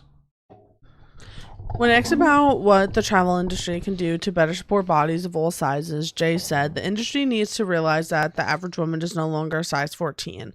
They are now a size 18 and beyond. As we've gotten bigger, things like airplane seats, clothing, and everything else has gotten smaller or stayed the exact same. I don't disagree with that. Yeah, I don't generally disagree with like, hey, you know, you have more fat people and you're trying to sell stuff to fat people, so you're gonna have to, you know, be more accommodating with fat people. Yeah, like the lack of things existing is not going to make a fat person not exist. Yeah. So like fat people deserve respect and dignity, and they deserve to be able to go into public and look acceptable, especially because you hate looking at us so much already. Let us wear something that looks nice. Yeah, true. Yeah, I guess okay. So yeah, that was different than I thought it was.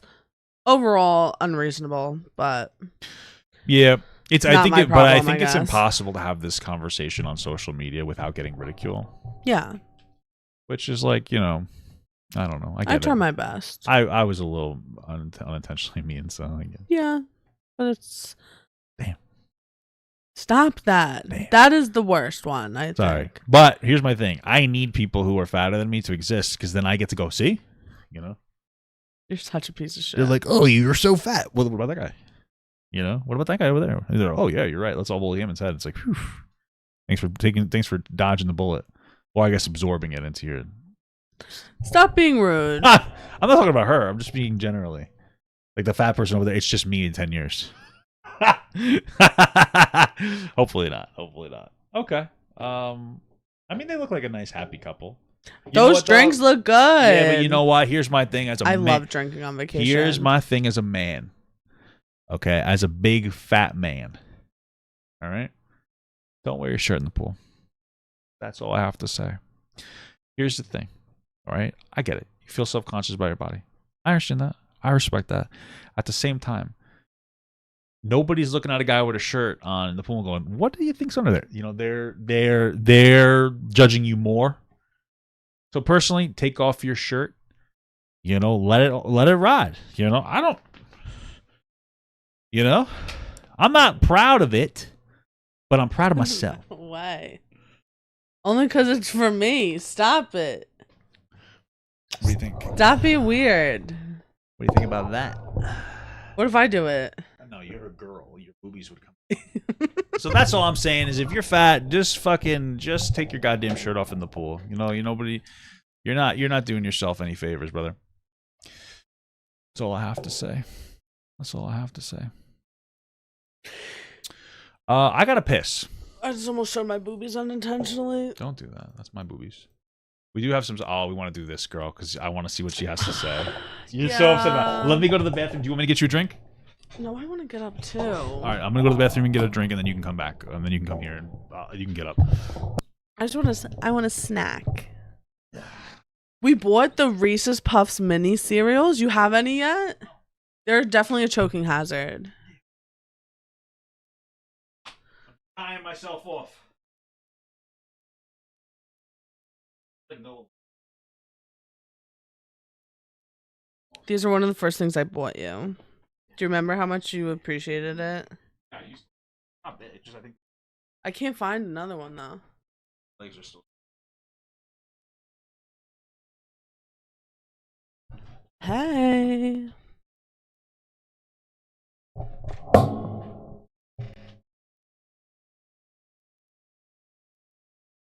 What's going on?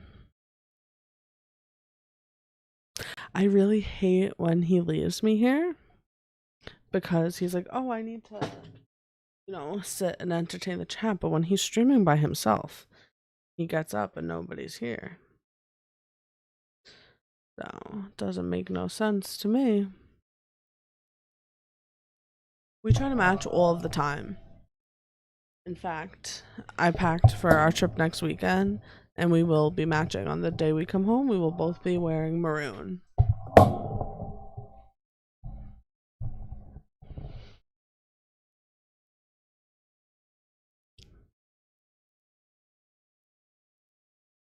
What is everybody making for dinner tonight or this upcoming week? That's what I would like to know. Maybe we should do prompts. Should we do like a weekly prompt? Just like for a conversational piece. Nothing like too demanding, but something simple.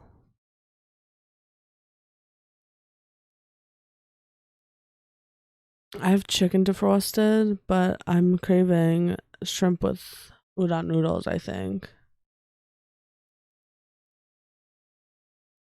I'm so excited to use that little donkey and dragon thing when we go to Universal. Breakfast burritos. Okay. I love chicken pot pie. I've never eaten curry. I'm like really bad. But like, what kind of curry are you making? Grilled cheese. What kind of cheese are you putting in your grilled cheese? And what is a ham Gerber? I know our grocery shopping day has been on Saturdays, and I'm really trying to like empty out our freezer. Like we buy everything and it lives in the freezer, so I'm trying to work my way through all of that. Leftover mac and cheese and fried chicken, very nice. Chili beans and cornbread. Cornbread is so good. What am I making? I'm making the roasted chicken tonight. What else is on the menu? The shrimp with noodles, what might get switched. Oh, we're gonna have sushi bowls this week. We're gonna have a pizza and wings night. Oh, like turkey meatballs with stroganoff sauce and on top of egg noodles, but they're like whole wheat egg noodles from Lancaster, so I'm very excited. So for the grilled cheese, you're having provolone, mozzarella, American, and Colby. That is a lot of cheese. I like a nice Munster grilled cheese.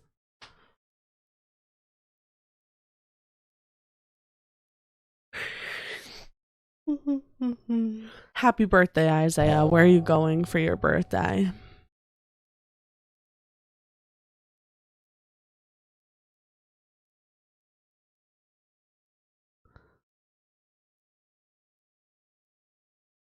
So, your best friend's house. So for the sushi bowls, I'm just going to make brown rice and some quinoa. I'll probably throw in some rice cauliflower in there as well. Yeah, I had to make new ice. And then for on top of it, I'm going to have like imitation crab with like spicy mayo on it, basically making like a Connie, I think that's called. He's gonna make like a space, like Connie. I know I was fucking with you. Okay, and I'm funny. Gonna have here loud. Gonna have some spicy salmon on his, And then I don't like seaweed, so he got some type of seaweed crumbles that are flavored like shrimp. Yeah. So we're gonna call it sushi bowls, but basically Happy we're just birthday. gonna have like fish with mayonnaise on it on top of rice. Yeah, true. You want to go get up and do your thing? I do. Go ahead. I just need to break some. Yeah, no, I mean, we're in the mid-content break. I think there's nothing wrong with that. I get to talk to my nerds myself. What's up, guys? So, guys, how many of you are Papa Gut fans? Okay, how many of you are not? How many of you guys are from my channel, and how many of you guys are from the Rob and Dan only channel? That's the question. I got a condo in Manhattan. Baby girl, what's happening?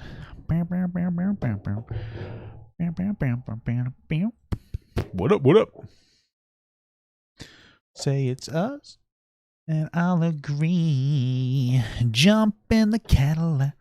Girl, let's put some miles on it. Ooh, a little burpee. Strawberry champagne on ice. Lucky for you, that's what I like. That's what I. What's up, pimp? Both cool. I've been with you since Emma Lou on TikTok. That's crazy, dude. That's crazy. That's crazy.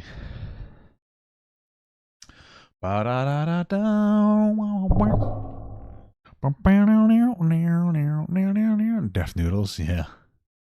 Wow, that's a long time ago. No, I was just wondering because since my wife's out, I've been considering making some changes to my channel. Maybe I should make some changes to some fucking WD-40, huh? I haven't decided to pull the trigger yet. Not a big change. But I think, I don't know. You know, I think that's been a year since I gave up the main channel. And I'm considering going back to the old page. I would still stream on the Papa Gut channel I'm streaming on now. And I would still post on it too. It would be like what my leftovers channel used to be like. But I would just put some main channel content on the other channel. So I'm thinking about that. Thinking about bringing it back. Thinking about bringing it back. As my wife is walking around the house. What's up? You okay? What's wrong? Oh, nothing's wrong. I slammed some Reese's Puffs. Ooh. Peanut butter chocolate flavor. Peanut butter chocolate flavor. Reese's Puff. Eat 'em up, beat 'em up, beat 'em up. Nice. So that's just something I was just talking about when I was talking with you about today. The potential. Seeing what these are our close-knit fans. See what they have to say. I don't think it's a drastic change, but I feel like there's some main channel content that could push if I was better. You know, like that segment about that girl I posted today. That would have been a main channel video, and it did well on the channel. And then I feel like though, if it was like, you know, I feel like I don't know. What'd you post today? The one we went over that girl, and it did pretty well for that channel. I had an idea. What's that? Is what if we put out a conversational prompt for every stream? I don't know what that means. Like before, while you were going to the bathroom, I asked everybody what they're making for dinner tonight. Okay, so then how do we do this? I don't know. Okay. But it's just a nice little conversation. All right. Barbecue asked me what made me decide to make YouTube in the first place. I started making TikToks, and then after I did that, I started streaming, and then after I did that, I was like, oh, I guess I could start doing some video reactions. Well, you made a YouTube a long time ago. So you stop telling people about that? Why? Damn, it's fucking old, boy. You keep telling people about my old YouTube videos. No, I'm not. I'm saying that you used to make YouTube videos. I wonder if I could find those old YouTube videos, though. And so, like, you've kind of always had something to say and wanted to share it. And I think that that's, like, how it started, at least from my perspective. Yeah. And then with COVID, like, because you were resistant to even downloading TikTok. Yeah. I wanted you to get it so that I could share them to you. And then you got it, and then you just started making videos and like you were having fun with it. And then I think that the next step was actually streaming. Yeah. And then after streaming was like, oh, I'll stream and post on YouTube. Dude, look at this though. Look at this. Look at these old video. They can't see them. Are they all hidden? Yeah, they're all hidden. What are you talking about? This is the old videos. Look at this. Do Democrats use welfare to subjugate black Americans? Damn, that was fucking spicy. When did that come out? 2018. Oh, that was before we were Wow. together. The media and divisiveness. California shooting and MSNBC. Trump and the media. Misleading Americans. What the fuck, Donald Trump? He's so cute. One time I bought him like a little notebook so he could have it in his car and write down his ideas for videos he wanted to talk Dan about. Crenshaw's Republican solution to AI. George's heartbeat bill and my stance on abortion. 60 views. That's crazy. That's pretty good. Flecka's, Brandon Stalker, and the walkaway movement. I don't know what the fuck that's even about. TPUSA. A lot of political content. Oh, this one got demonetized. We should request a review for that. Okay. Thanks, bro. And then it starts getting into TikTok stuff. Damn, you remember this old stuff? Big American Gut. Oh my goodness. Wow. Those are the fun times. Those were the fun times. Crazy. Wow.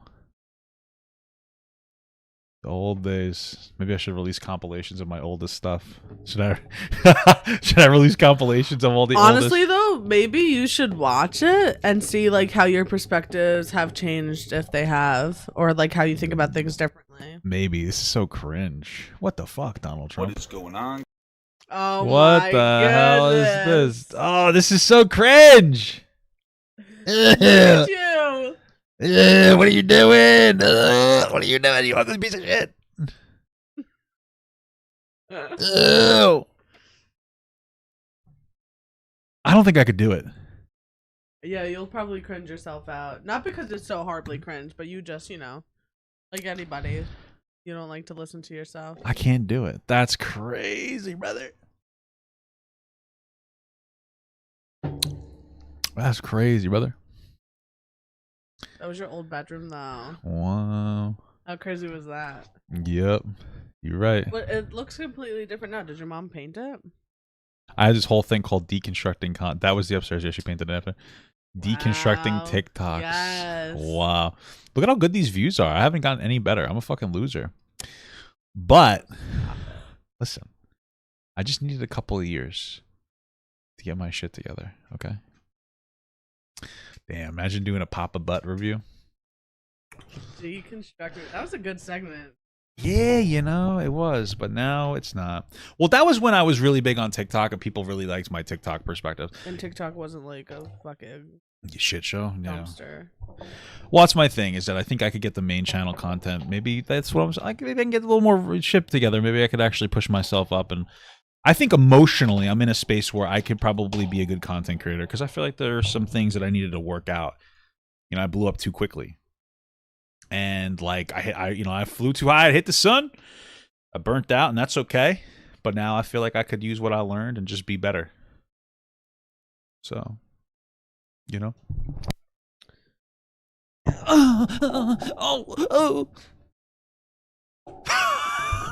like that? You don't want to tell people what that is from? You can. I love my mother-in-law, but sometimes she tries to help pick stuff up. But she's like a small person. She's like a thing, And she's like old. She's old, And so she'll go to pick something up heavy, and she'll go to pick up. She goes, oh. See, but now Oh. you did it so good, but now you sound like a hurt cartoon dog. Yeah. That's what your mother sounds like. I love my mother. She's nice. She's all right. I'm gonna be stuck with her for the weekend. So. Oh, my neck popped. I've seen one viral video. No, that's the thing is that like I have somewhat consistent bangers every once in a while. YouTube first year, don't even have TikTok. Very cool. I like that. Sorry, guys. You're an animal. True. That's why you married me. All right, baby. Are you ready for this segment? Yes. So this is a TikTok that I saw on my own For You page, and I watched it, and I really want to, what is the word, preface it?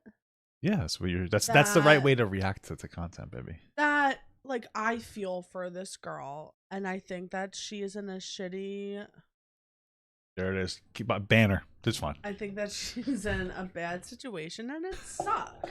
Yeah. But yeah. we're gonna judge her situation and share our thoughts on it. Yeah, so I'm you said that sorry. like she complains about something and you understand where she's coming from, but at the same time, maybe she's not necessarily in the right. She's not in the, it's a really tough Yeah. situation, and that's why I wanted to bring it to you. Yeah, let's talk because about it. it talks about family dynamics, so it's Yeah. more of a judgment.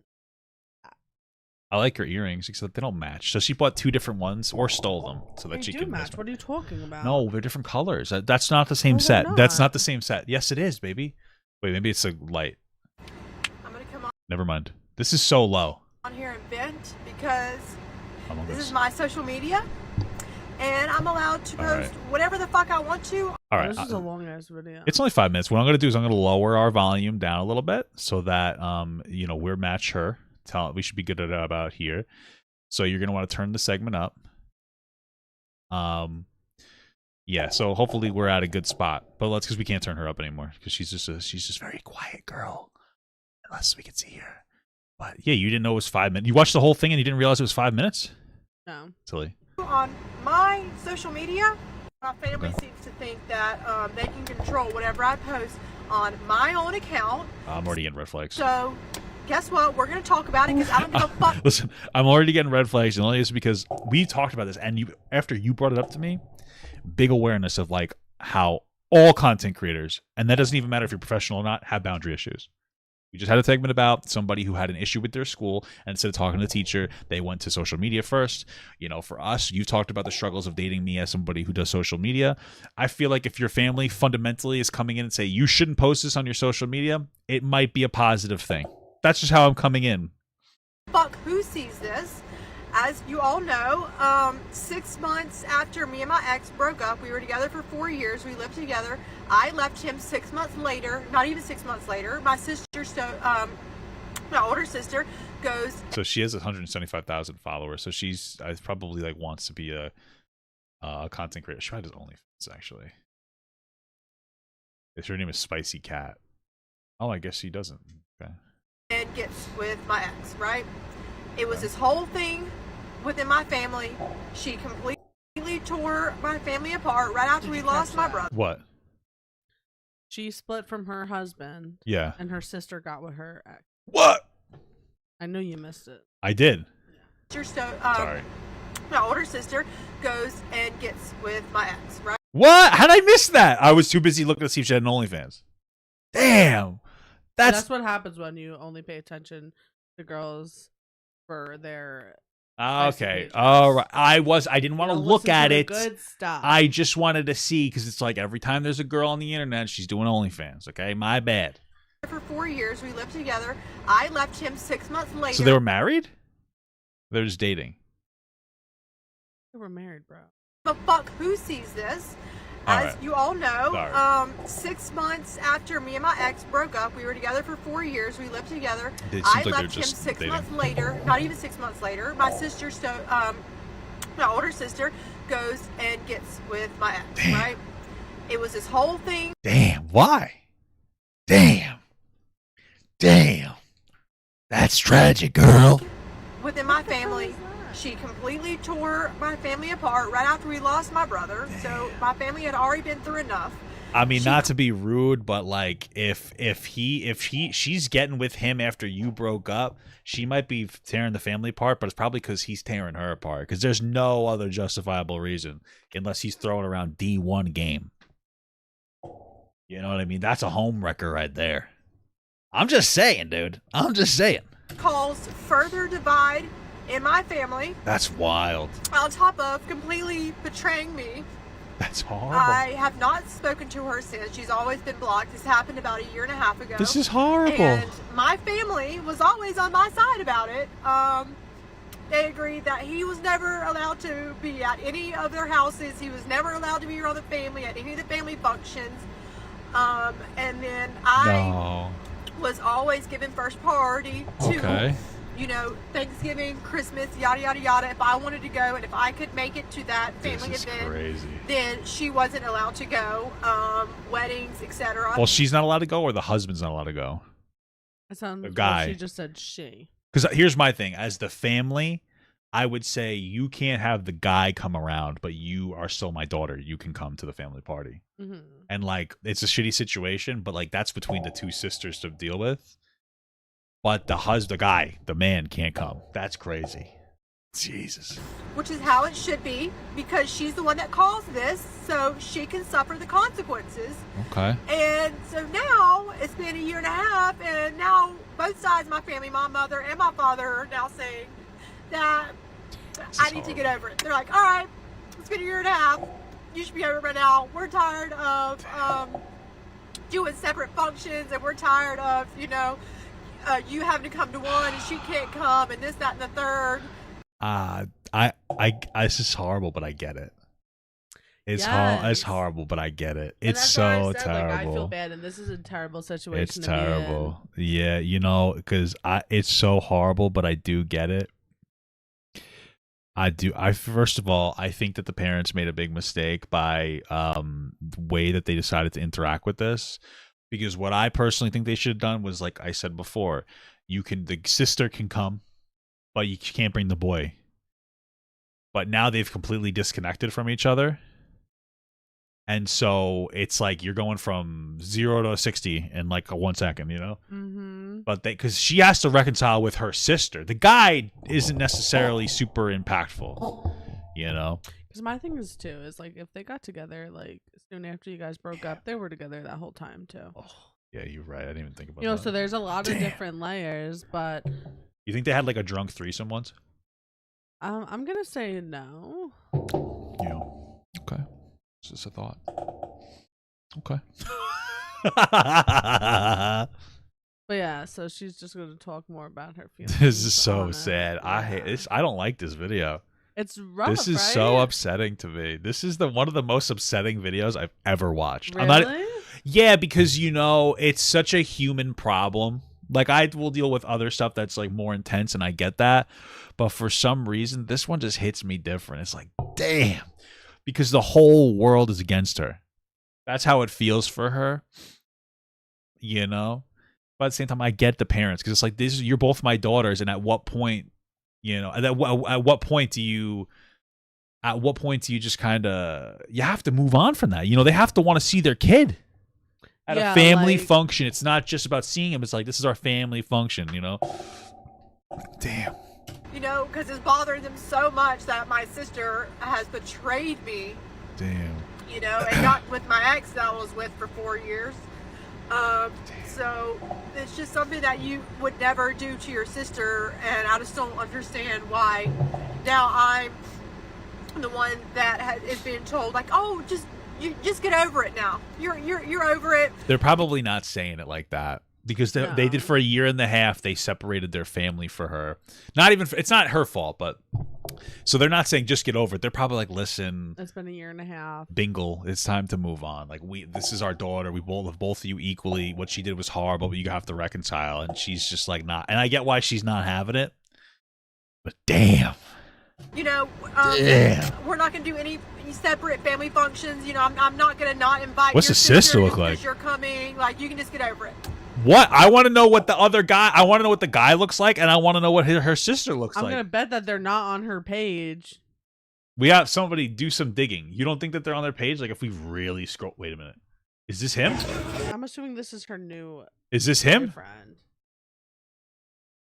I feel like we have to dig. We have to It dig. happened a year and a half ago, babe. Yeah. You know how much TikToks people put out? Well, I would put out a 20 a day on my Yes, page stuff. sometimes. So Crap, I could. yes, 28? 528. Yeah. What? What? I would put down like 20 videos sometimes. Remember my old TikToks? I would just shitpost all day. You don't remember that? I'll put like a whole minute worth of TikToks a day. Isn't that crazy? I don't think that we're gonna find it. No. This is from 1-2. We might be able to find this. Okay, let's keep going. Let's keep going. You're gonna tell me that this didn't happen to you. You know, like this is my feelings. Damn. So how are you gonna tell me Heartbroken. to get over my feelings?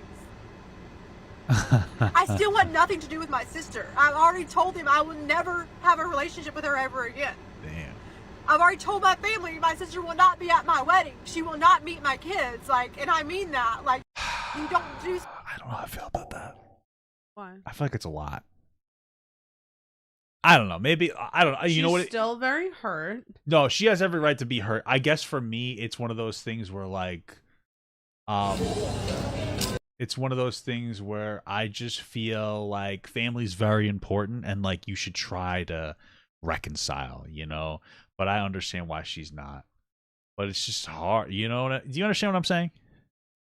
Yeah, I think like putting it out there as like a declaration. Yeah, and you know what? She may not even necessarily mean it. She might just be devastated. But then it begs the question: did the sister try to do anything to get to bridge the gap? You know, is this the same guy? I don't know. I think that might be a different guy. Is this the guy, bro? This is the guy that you're heartbroken over, girl? I don't know if it is. It might not be.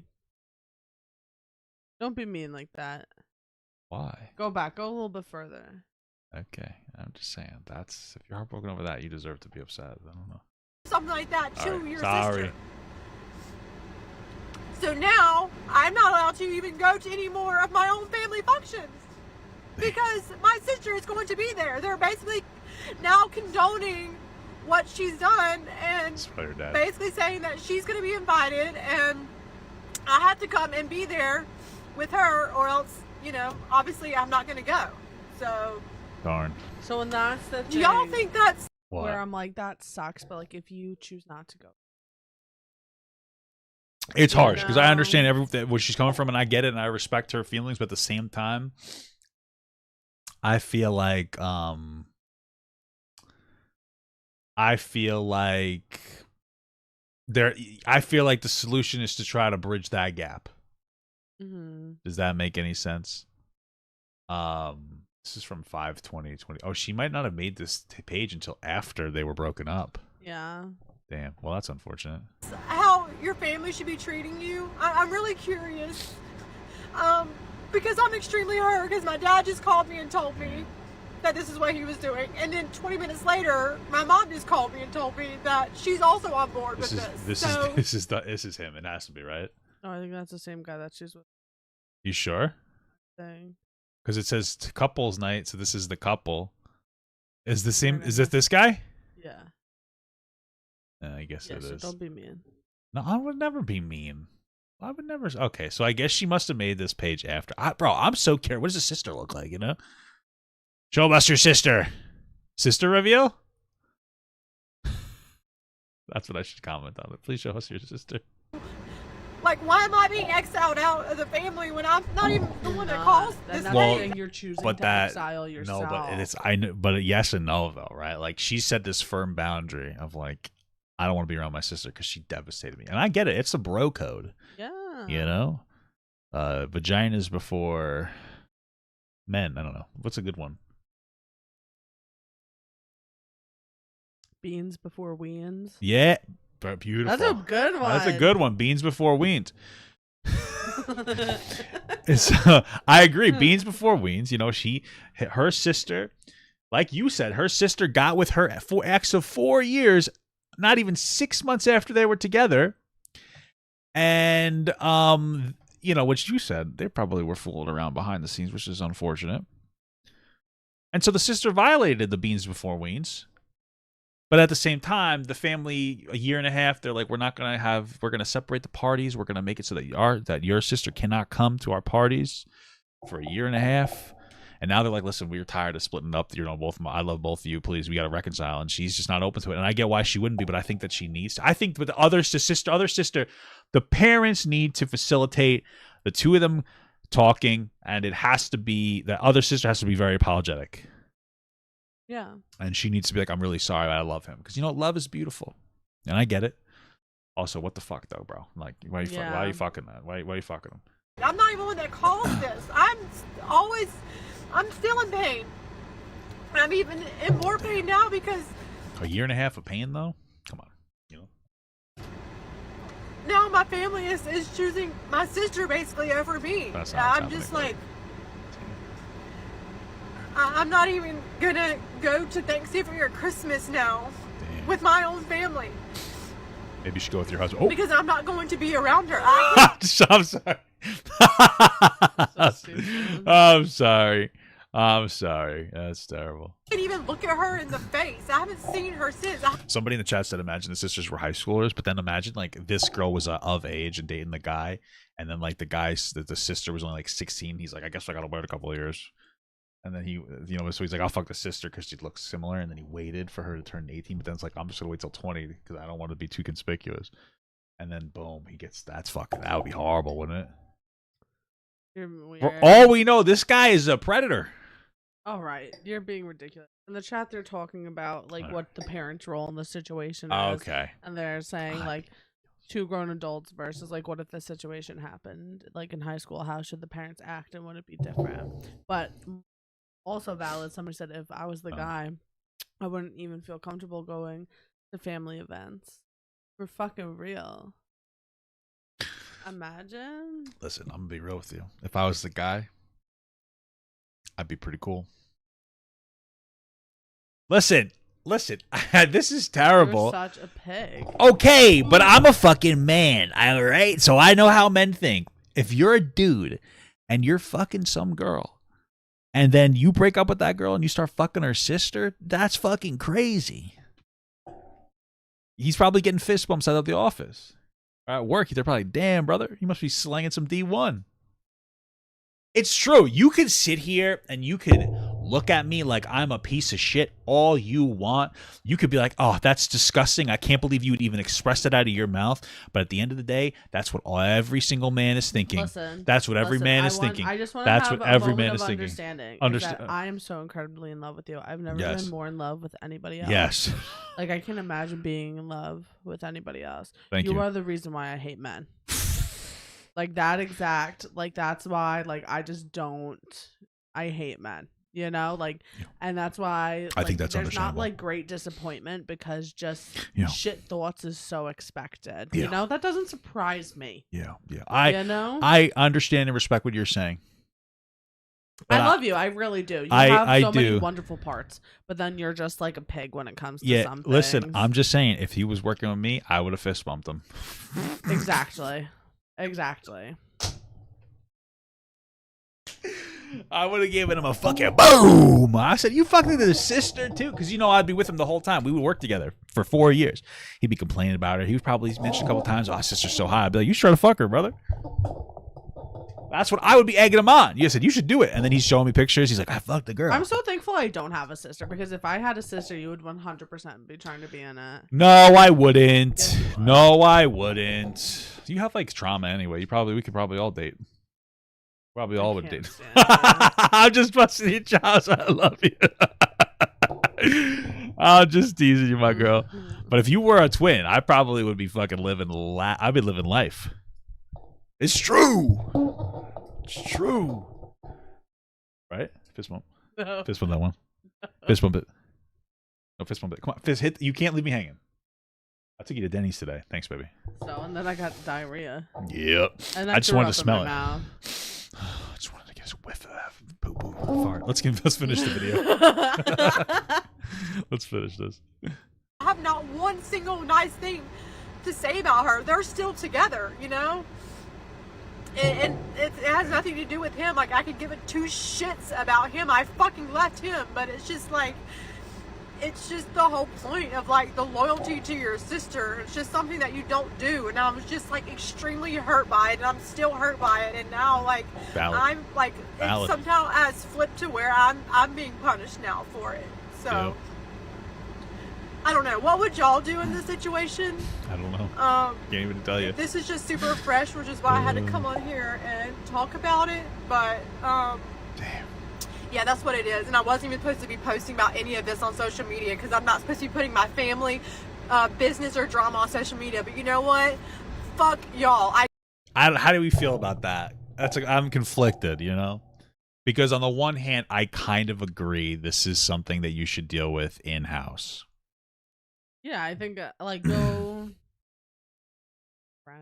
Talk to you, but on the other hand, I also get it. I get it because this is from her perspective, and I don't think it's fully accurate, but I understand that like it feels this way. Her perspective is, hey, my ex of 4 years is dating my sister, and they only got together like 6 months after, which is fucking crazy. And my family originally said like, okay, she can't come to any family parties, and they did like 2 parties. And then they're going back on that. And now she feels like she has nothing left. Her friends and her family, it's all done. Like she has no support system, and she's like complaining. You know what I mean? So now she's just complaining to the. I get it. At the same time, though, yeah, it probably shouldn't have. But I get it. I get it. I don't care. It's my social media, and I can post what I want. Y'all let me know in the comments below what y'all would do, because my family is watching. August, send me the picture of the guy on Instagram, please. I think August found the person. So they can see, you know, how they're acting. And I don't know. Hopefully get some insight, because what they're doing is just like extremely, extremely fucked up. I don't even think they realize how fucked up it is. So yeah, feel free to like and comment. Definitely give me your opinions, because I'm like lost for fucking words right now. It sucks so bad, and I feel so bad. And I think all the comments, of course, are like, oh, like, fuck your family, blah, blah, Apparently blah. this verified person is... Who the fuck are these people? I don't care. It doesn't matter. Yeah, I get that.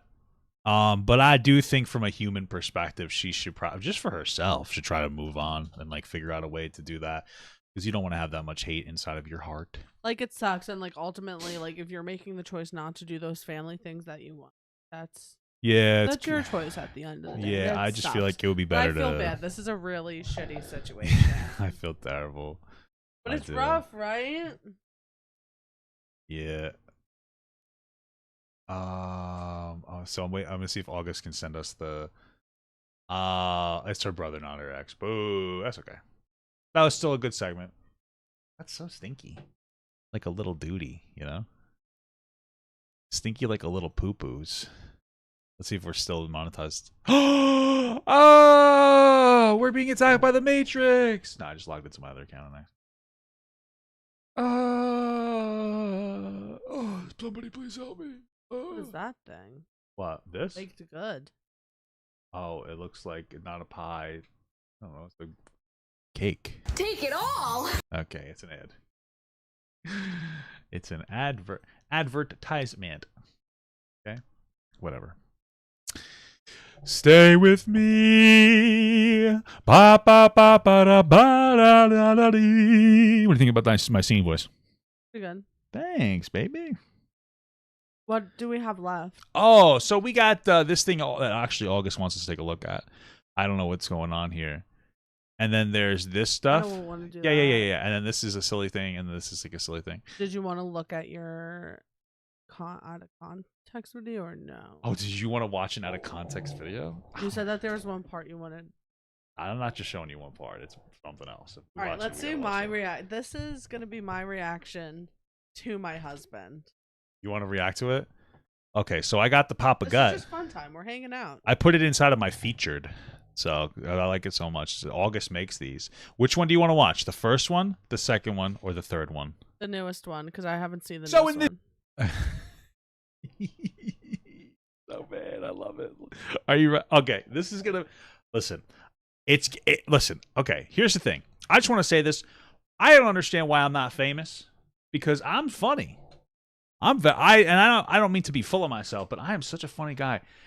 But August, these are sort of what a great clip compilation. If we ever have the money for an editor, I think that's where we're gonna look. I'm not even kidding, because it's so good and so bad at the same time. Some of these are wild. I don't even realize I'm saying it, but let's start it. So in this video, Among Us Balls. So, I gotta turn myself back up. The two of us. Let's see what we got going on here. Let's see if he's transphobic. These people want you to chop off your dick. Okay, I think he is. Guys, I'll stand up and oops, my wee fell through my boxer. Oh, you're mad? You're fucking mad about that, bro? So, you said America deserved 9/11. Push harder, Tarnished. I want to hear the music. Dance, Tarnished. Dance. Oh. Bro, it's crazy that the pussy's farting too. I love fucking my cat. God. They were in his ass. They were in his balls. They were literally trying to swim with his sperm in his fucking cock. For some reason, I decided to just drive down to Disney World. Oh my god. The Southern Disney. Weird shit. And for some reason, I was like, oh, I didn't need a place to stay. And Destiny let me stay. Like, he's like, oh, you can stay in like my hotel. I was like, okay, cool. And it's such a weird fucking thing. I don't even understand that. And I went to the bathroom, and when I came, like, I was sitting on the couch and he was sitting on another couch, and then I went to a bathroom, and then I came out and he had moved the couches, and I was like, what the fuck, like putting them next to each other, and then he tried to like fucking he tried to fuck me. He was massaging he was massaging my back, bro, and I was like, nah, I'm not fucking down with this. So then he tried to get me to fuck him. Talk about your armpit allegations. They're true. Go, little rock star. Oh my God. That's funny about this clip. I told her what happened before, but she didn't quite understand what I was saying. This day, I got up to go to take a break, and I didn't realize I had a video. Like, the video ended, and I didn't realize it ended. Like, I knew it ended, but I didn't pause it, so it circled to a new video. And so as I'm gone, it's just playing fart loops for like the 5 minutes that I'm gone to take a piss. And that's what I didn't even know this was happening. Damn. This is crazy. This is fucking crazy. Yeah, agreed. Hassan, we should kiss. What? It was. I love UBI. It makes me horny. Hey guys, I'm doing me. This is from Elan. How do you say her name? Ilan Omar. Anyway, she said, I think my family and I should have a prayer session next time I'm on a plane. How do you think it will end? Probably in a bang. I'm not homophobic, but those gays make me want to throw up. It's so bad. I hate that's a joke. It's such a bad one. There's no moral argument against child porn. That's something Vosh said once. That's what I'm mocking there. Okay. It's incredibly immature from Gideon. Obviously, so far, because they watch all the old stuff and get clips. It's so funny. I think it seems to be incredibly immature. No shelves in the back. Dad, that's old. But the good thing I stopped using those headphones. Or would have caved my head in like some of those other guys. Oh my god, I used to hate it because he would wear those headphones and then he would come to bed and there would be all black shit all over. Yeah, because the fuzzies and stuff. Yeah. But what's interesting that if you think about it is Gideon is 22. Like he to be honest with you, for the most times that I'm seeing Gideon interact or talk about shit, he comes off as like a very mature person. You know, just like the grandmother that the older woman that groomed me when I was young. That's actually Destiny's the reason why I don't even know why I said that. I don't even know why I said that. Your mind works. It's just funny. You just like you really just do have like impulsivity issues. Like you have a thought and it comes out of your mouth. You know? Yeah, that is true. You're saying like, oh, he's mature. Old woman molest. Like that's I know. That's why I know about Trihex as well. If Destiny was my roommate, I'd get him laid all the time. I was like, all right, whatever. Well, I don't have it. I mean, you don't really need to. He just needs to watch other people. Are you watching a baby brain guy jerk? Are you watching a baby jerk off, Hassan? Come on, dude. That's gay. The day before I was due to go, I developed a sore throat, and I thought, there's no way. Sucking too much dick. So, buckle up. Comparing Destiny to John Zerka is like comparing a horse to a dolphin. Both of them have zero qualities that they share alike physically, but they do have one major similarity. I'm trying to think of the similarity between horse and dolphin. I mean, they have good pussy. They're not saying that at all. You are just a piece of shit at that point, dude. Straight up. You shut up. It's a joke. I am gay. What you want to know what's really annoying though? Is that this character, Barrett, is like the slowest character in the game. And I don't get it because he's also black. So why doesn't he run faster? Hassan, you are my Lord and Savior. I'll drink your pee. Please sell me a jar of your farts. This is wild.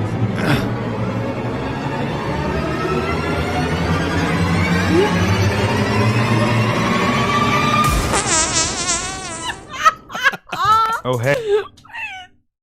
So did you not know that that happened until this video came out? I don't think I didn't know at that point. I don't think I knew until like the first compilation video I ever saw. I didn't really get what happened for a long time. Hey, didn't see you there. I'm Hassan Piker, and this is Bro Tip. I thought you were a social. I feel like that it was. I just got sexually assaulted. This guy's so cool. Sorry. Oh my god. Oh my god, I'm coming. I'm gonna come for Vladimir Putin on a bear. Well, you know, teacher, actually, the stork flies through the window. And then fucks your mom. And that's why my mom's always going, oh my god, give me that pecker. Your offspring is your child. They are genetically and emotionally related to you from the moment they are inside of you. My baby is literally grimacing right now inside of me. They can make squint faces. So it's Like not from even McDonald's? comparable. It's not right what Ichido is claiming about me. I do not support pedophiles. I'm not a pedophile ally, and that is not a confirmed groomer or pedophile. That's simply false. That's the truth. These allegations have haunted Nat for years, and they've attempted to take their life on numerous occasions. This is not something that I take lightly, that I can just... I wouldn't be bragging about failure. Please, Hassan. That was the worst. That was fucked. I didn't even remember saying that. Oh my god. Please, Hassan, send me your cum. I want to drink it.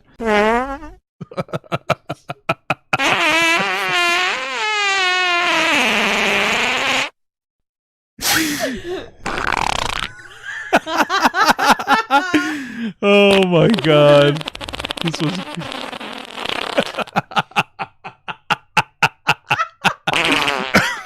Genuine question to the Hassan mods. How close are you to wanting to take your own life? I got an email. I was like, hey, just give us like $2,000 and I'll give you, help me get home and I'll give you a fortune. I was like, this easy money, baby. Still waiting. Joshua Hoffman was The like... police are fucking dogs. That's what it is. That's why they have those special dogs that can sniff cocaine. They can sniff cocaine and also the assholes of police officers. My daddy used to beat the shit out of me when I would drop the football. That's why my sister and I were fucking. We trauma bonded.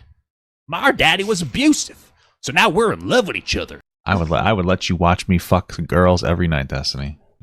Month before this video, she released a video titled How to Clone Any YouTuber Using AI, which showed her fan base how to use AI to synthesize voices. But when a channel did that to her... Well, dude, stop fucking ganking me, bro! I'm getting fucking angry now, dude! I swear to God! I'm gonna fuck you up, pussy! You fucking punk-ass bitch piece of shit! Oh, he thinks he's gonna win? Fuck you, pussy, you fucking punk! Fuck you! You stupid-ass bitch! Suck a fucking dick! Okay, so that was...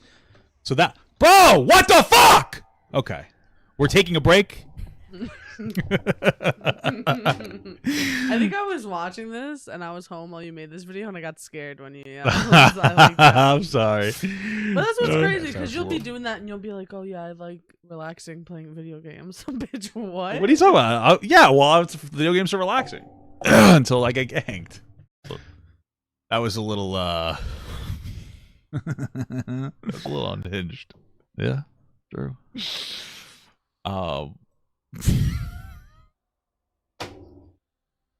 I'm so sorry. That was so unhinged of me. That was the most fucking unhinged fucking thing that I've ever done on the stream.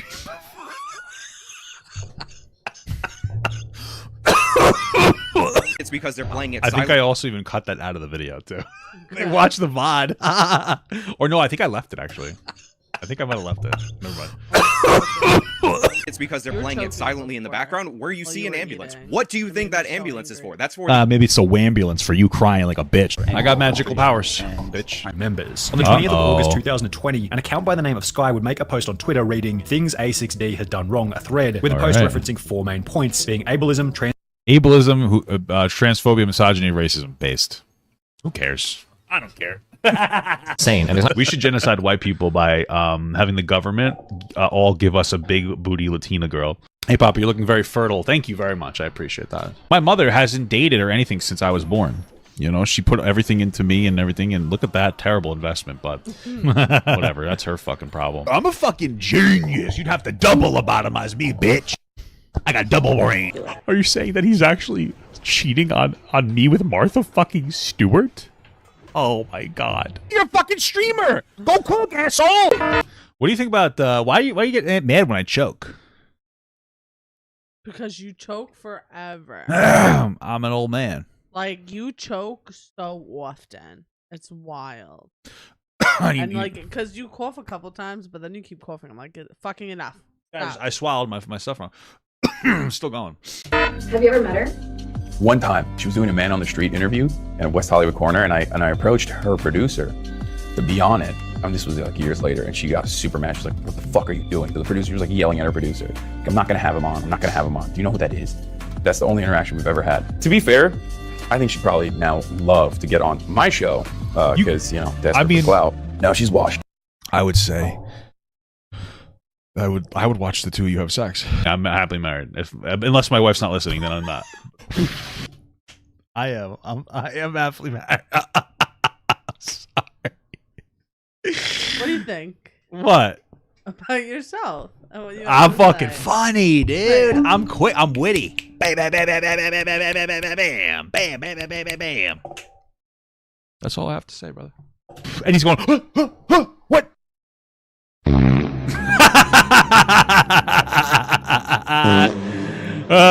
It's so funny. She's laughing.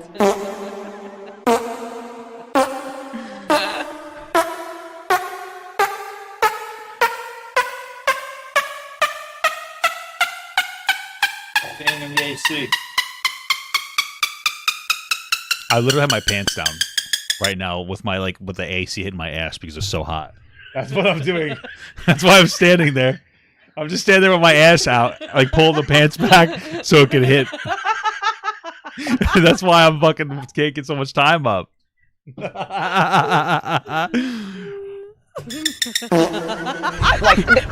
Pelosi. She's fucking dying at that. She loves that. Oh my god.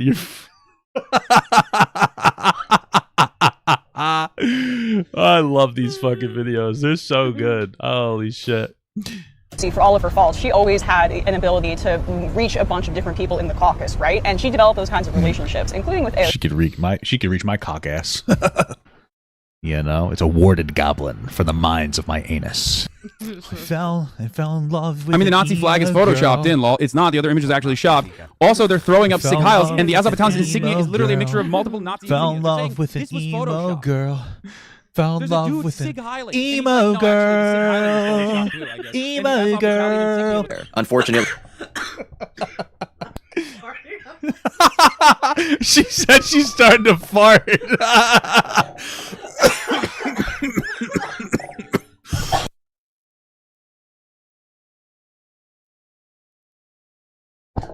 Bro, my wife and I are dying. You hear her laugh? I'm like in pain. This is the thing, though. It's like him singing the stupid emo girl song. He's like fully listening to the video.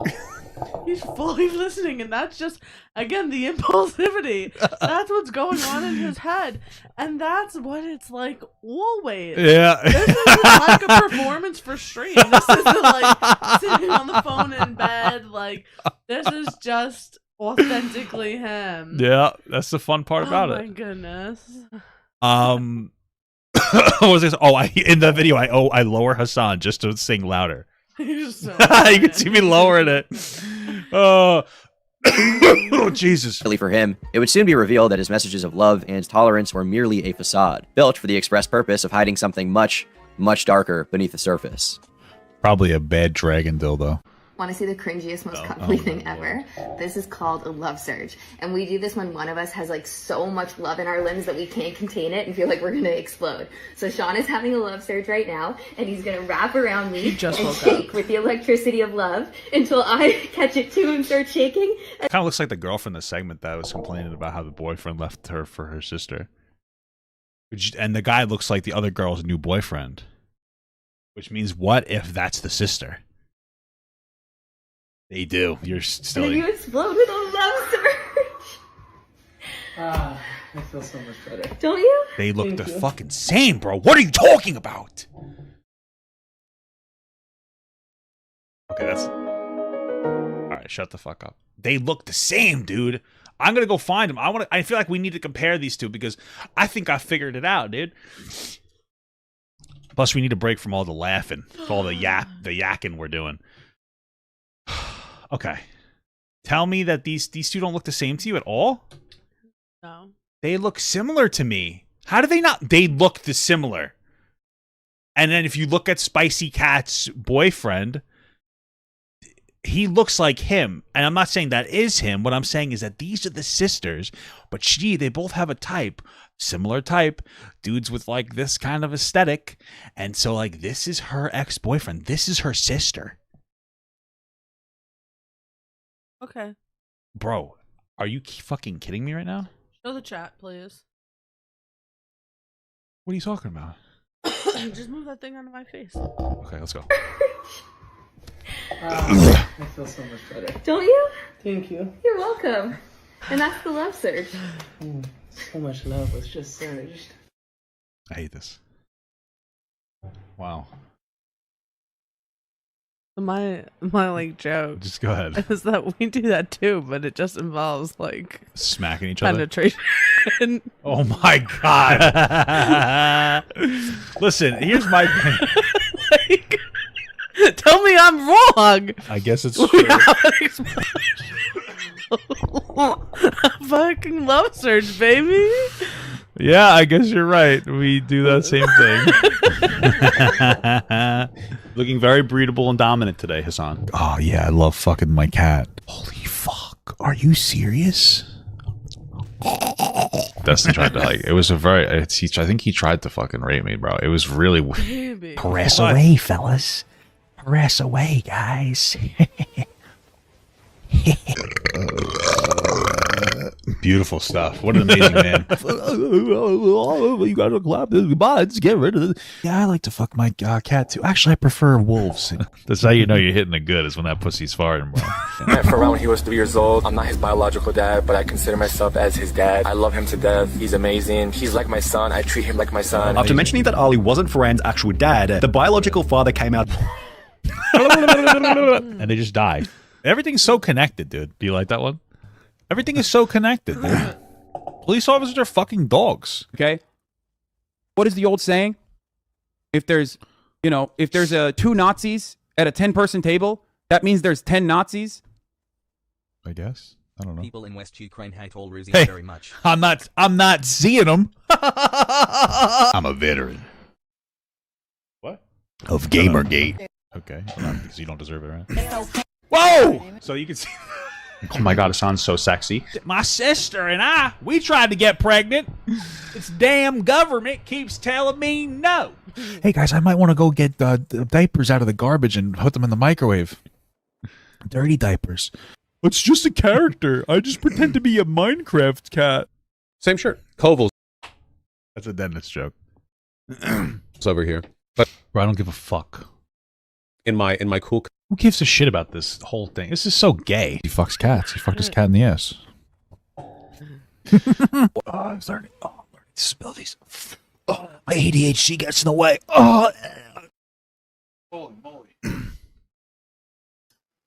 Oh. My life be like. What is happening?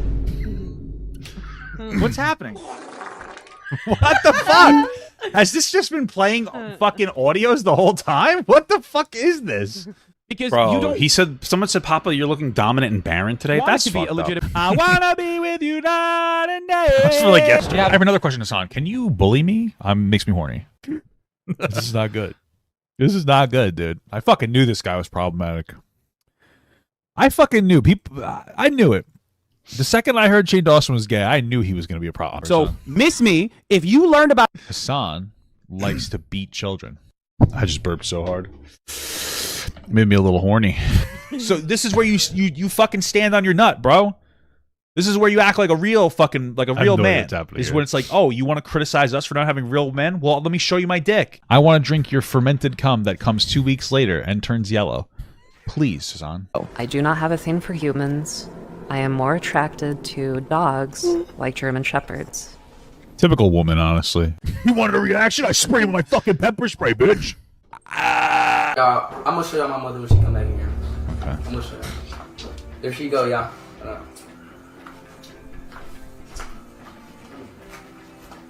Wow. I'm about to be his father. Oh, shit. Oh, fuck. I'm sorry. I'm sorry, dude. I don't control the thoughts. We come. Lay me on the bed. What do you call a Labrador that becomes a magician? A labracadabrador. All right, now I'm happy that he died of a drug overdose. That was fucked up. What do you think about it? Those are good videos. Those are crazy, dude. That's crazy. In January of 2018. Oh, this is a different one. We should maybe watch another one next time. Those are funny though, right? Yeah. All right, I'll give it to you. You are pretty funny. Did you not realize I was funny until just now? I judge your stuff differently than your usual viewer. You don't think I'm funny? You are funny. You're telling me you don't think I'm funny. I think you're annoying. So. You're literally sitting here playing with a fucking fidget. Give me it. Yes. Give me it. This is what she's doing the whole thing. She's beeping this fucking idiot. And she's telling me I'm annoying. I could hear it. It's literally invading my senses, but I let it go because I love you a lot. You bought this for me. It's mine. You shouldn't be touching it. I bought this for me. That's incorrect. It lives in my pocketbook. Oh, so you stole something from me. So you don't want to talk about this girl. We can get rid of this dumb bitch. But this is, okay, we have to watch this video, okay? You understand? You have to say, sir! Yes, sir! Understood, bitch. Say, sir. All right, so I think, again, August recommended this, and I want to take a look at it. It's probably decent content. It was today. I have no idea what the context is. We're going in blind, baby. So let's just do it. Let's get this party started. I just found out that my house almost got robbed on Tuesday night. Oh, man. Yeah, I thought about... Were you there? Because your name is Rob. not telling you guys this story because it's an embarrassing story for me and for my husband. But if it helps somebody, I'm gonna tell it. I know I've talked to you guys about how my husband doesn't drink because he can't drink, because he can't stop. Like once he has one beer, he has to drink every beer there. He sounds a little bit, that's a little rough there, but it's probably an alcoholic. I was like telling my mom like that's why I don't drink, because I love drinking. Yeah, but when you drink, you either don't get drunk or you go too far. Exactly, which is why like I don't drink. It'd be fun if you drink. Press play. Okay. There is, until they're all gone or the bar kicks them out or whatever. After that couple left that my husband invited over, he had like 8 beers during the time that they were at our house, and it wasn't very long. So after they left, I went to bed. By this time, it's like 11:30 p.m., and my husband still wanted to drink more and not by himself. So he Ubered up to a bar. I didn't even know he left, you guys. He gets home at 3:20. I don't know, that's weird. I don't think I like leaving you home alone at night. Can I tell you? Yeah, it's, yes. It's like so weird.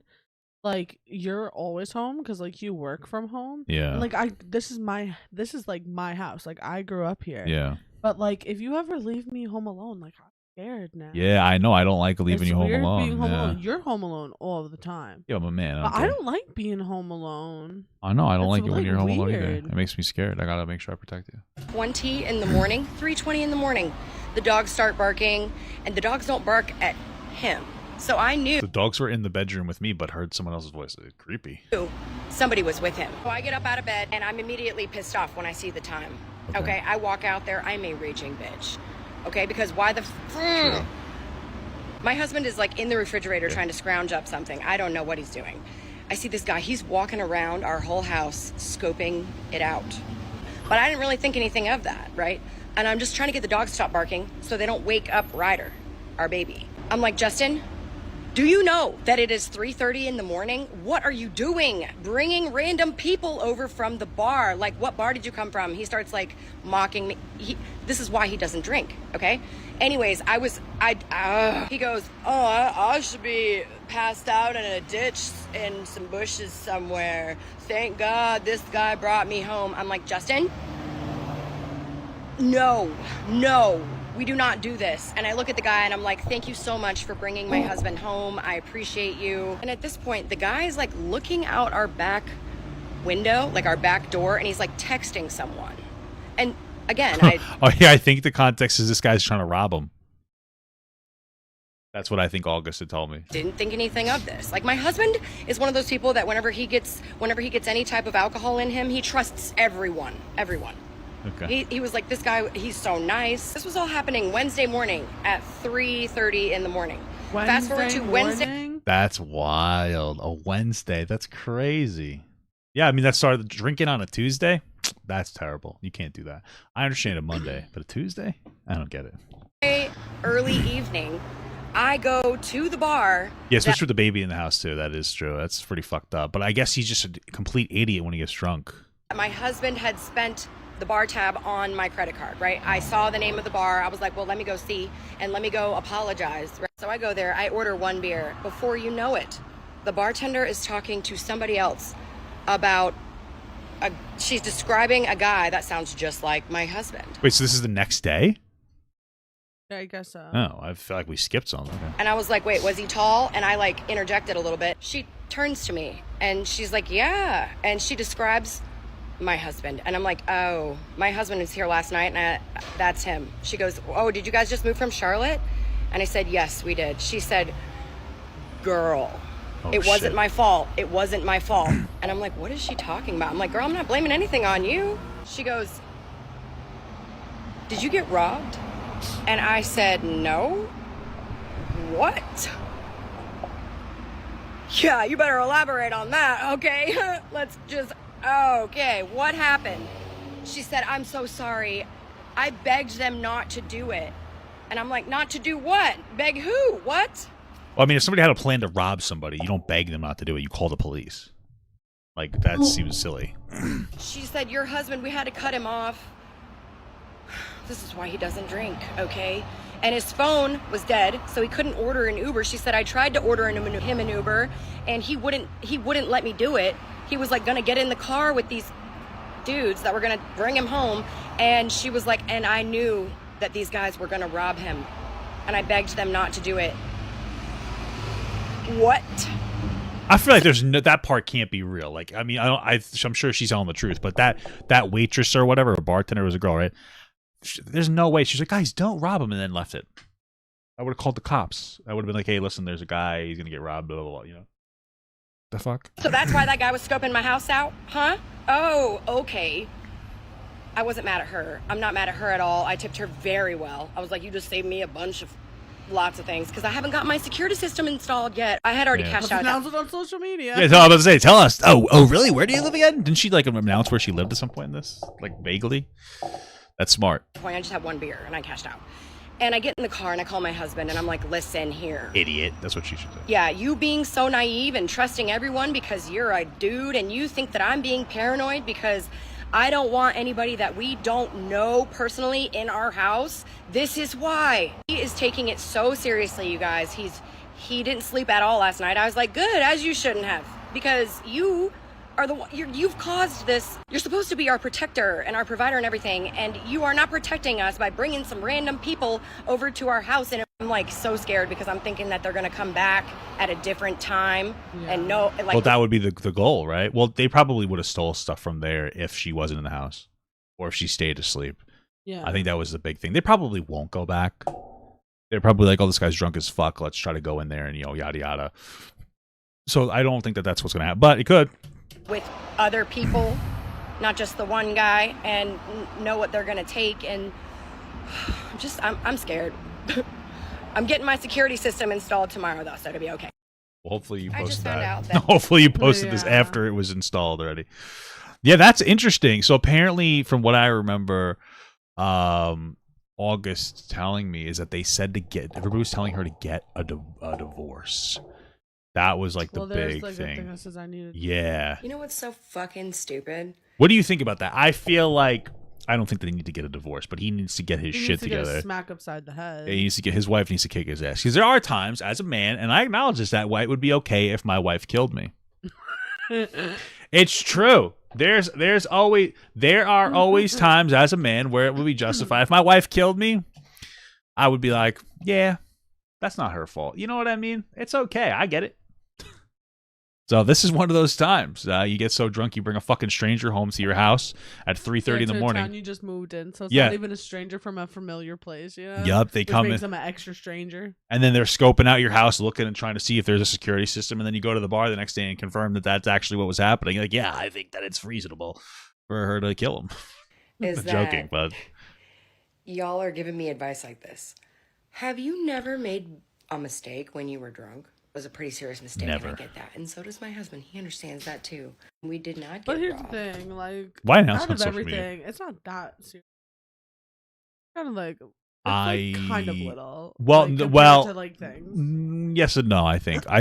In one hand, him getting really drunk and like isn't that big of a deal. Bringing home a stranger. That like I get it. Like usually you would imagine that someone at the bar maybe they wouldn't be a fucking robber, but I feel like in this instance it could have been pretty bad. You know, so it could have been a big deal. Like that's scary for her and her kid. Yeah. What if they just decided to punch her in the fucking head and steal stuff? He was wobbling around. So Probably because my crazy ass came out there and we have dogs, and then the guy probably saw dogs the little kid toys and was like, oh, this. All they got is kid toys. I can't steal anything good from these guys.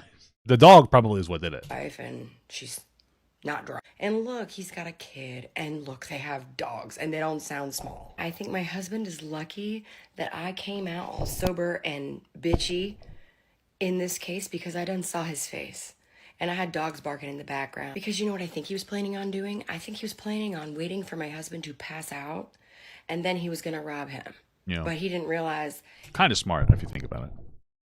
I'm just saying, like, you don't do that, but it's kind of smart. He was coming home to a wife and a kid and dogs, and I saw his Dogs. face. Yeah, because what Like that- fucking married father is going out on a Wednesday Yeah, true. at That's a 3 in good the morning point. Getting drunk by himself. That's true. Maybe they're like, this is just some fucking idiot. Let's go see what he's got and maybe take his PlayStation. Blah. You know, I don't know. True. But I mean, like men who live alone, they have nothing. They have a TV and they have a mattress on the floor. So what are you going to steal from that person? You know? That made He's got no dignity left to steal.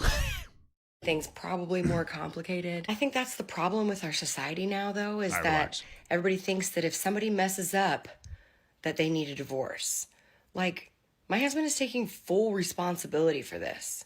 He realizes what he's done. We do love each other, and that is a choice that you make in marriage. Yeah, I mean, And she's we're not doing- wrong. Some of these comments are a little terminally online. Like, it's a pretty, like, I would say, like, damn, girl, you better get your shit together. But the divorce, Yeah, no, I mean- and like it's the problem that people are saying that, but it's also a problem for her that she like posted that on social media. Yeah, well, that's the thing, because like yeah. it wasn't her intention, but like that story is about shitting on her husband for making a stupid choice. yeah, well, and then she's also has 4 million subscribers, so she kind of knows the way that this works. You know, she knows. Yeah. So you know people are gonna have the reaction they're having. So, but she gets to make content out of it for herself. Is probably what she's thinking about. Again, boundary issue in life. Our best. We just moved from a city that my husband has never lived outside of. And I've been living in Charlotte since 2006. Okay. So, yeah, we're stressed the fuck out. But before you judge somebody else, maybe you should remove the log in your own eye. The what? Because if you've never made a mistake ever in your life, then come talk to me. And marriage does take work every single day. But didn't I say for better or for worse? Yeah, this is the worst. This was a huge wake-up call for him. Now he understands I hope so. why I don't want people over at our house that we don't know. I don't know why it took this. Well, I feel like this should be now he understands that he can't get drunk. He can't drink any more alcohol. Or if he drinks, he has to have himself. Oh, he needs a shock collar. He needs a shock collar. He needs to be in the house. He needs a shock collar. So if he walks out to the house, he's electrocuted. Yeah, that's fine. That works perfectly. Yeah. for him to understand it. But either way, he has it drilled in his brain now. And he will never do it again. I know. I know. Well, he that's won't. good. You know what's so fucked? Yeah, I mean, I felt it was a mistake. The comments are a little annoying. A mistake, honey. It's your life and your child's. Yeah, sure, I guess. I hate the commenters, but yeah, no, okay, yeah, that was an interesting situation. So that's all I wanted. That's it. That was cool. I like that. That was something. That was fucking crazy, though, bro.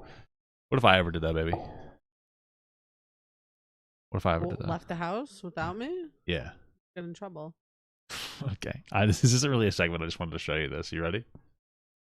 I just came from the dentist. I just got my bunny teeth done, and I am obsessed obsessed. Disclaimer, I've always had bunny teeth, but one of my 2 front teeth na-chip siya, so I had to go back to the dentist and have it fixed. And then I always kind of felt like it was a little too short. I kind of wanted them to be a little This long. is like a legitimate trend, by the way. I've seen a few different videos of people getting bunny teeth. Like having dentists file their teeth down. The rabbits have big teeth. Yeah, look. Longer, so I took the chance and I asked my dentist if she can make it longer this time. What do you think about that? It's weird, right? Are my teeth long? No, not like that. She wanted bunny teeth. You know, here's the thing, because I think this is super weird. I don't get it, but at the same time, I mean, girls are walking around with fake tits, and guys are fucking putting implants into their hair. So, I mean, is this really that weird comparatively? No, it's just weird. It's just weird in general, you know? It's just not normal. I'm glad she's happy. Yeah, I'm happy that she's happy. God bless. She's gonna like do something though, and she's gonna like bite, and she's gonna fuck up those Dude, teeth though, she's because gonna they're take- longer than she's used to. She's gonna take a dude's wiener off on accident. That's what's gonna happen. Damn. It's because it's one of those things where it's like the needles. If you lay on a bed of needles, it's not. It's okay, but if you lay on one needle, it goes through your body. That's gonna be like her teeth. When She's gonna skin it. Oh, dude, that's terrible. Like a cat, like Bugs Bunny with the carrot. He's just, you know, what I mean? It's just like the fucking strands of carrots roll. Oh, dude. While I'm motherfucking talking, Oh, she's gonna bite her lip once, and she's gonna want to get rid of him. That's what's gonna like. That should happen to me all the time, bro. That's crazy. and let's do it. And I was like, bro, shut up. My teeth are fucking. How do they extend your teeth though? It's like a couple of Tic Tacs. Chopped your chopped? No, I have never chipped my tooth. You never chipped your tooth? I'm before? an adult. My teeth are strong, and I drink milk. It's just Pussy. like this clay shit, and they. Oh, okay. All right, whatever works for her, I guess. That's what I'm wondering, like how if hers are done, like how they. Could she take them out? Or pop them off? That sucks. If she could take them off sometimes, that would be crazy. Imagine we start getting into a thing, because people have different types of. Doesn't your brother have like 2 different types of glasses, or is that my cousin? I have no idea. But there's like an aesthetic thing in case like they have their glasses there. They need glasses, but it's for I like think Christopher has 2 different glasses. He has like normal glasses and then Harry Potter glasses. yeah, like party glasses. You know, it's like an aesthetic glasses. Imagine people start doing that shit with their teeth. That'd be weird. With their wieners. Gorgeous. Fucking gorgeous. I'm glad And she's happy. I've obsessed. never seen this. And I love it. Yeah, it's new. It's gonna be a big thing. Should I get the bunny teeth? Yeah. I would accidentally scrape your freaking bean off. And I don't care who thinks Row bean. it's too long. All right. I mean, I'm happy she's happy. Like you said, I'm happy that she's happy. There's one more thing. I quickly want to know what you think. I know you're burnt out a little bit. Or you're probably How do you know? Because I could tell. I have to. This for progress note. I didn't ask that question. I just said I know that you're burnt out. I wasn't interested in your life. I'm just kidding. I don't like you. I'm kidding. All right, this is it. They were just having a good birthday. Why you gotta be like that? So this is here's the story. Here you go.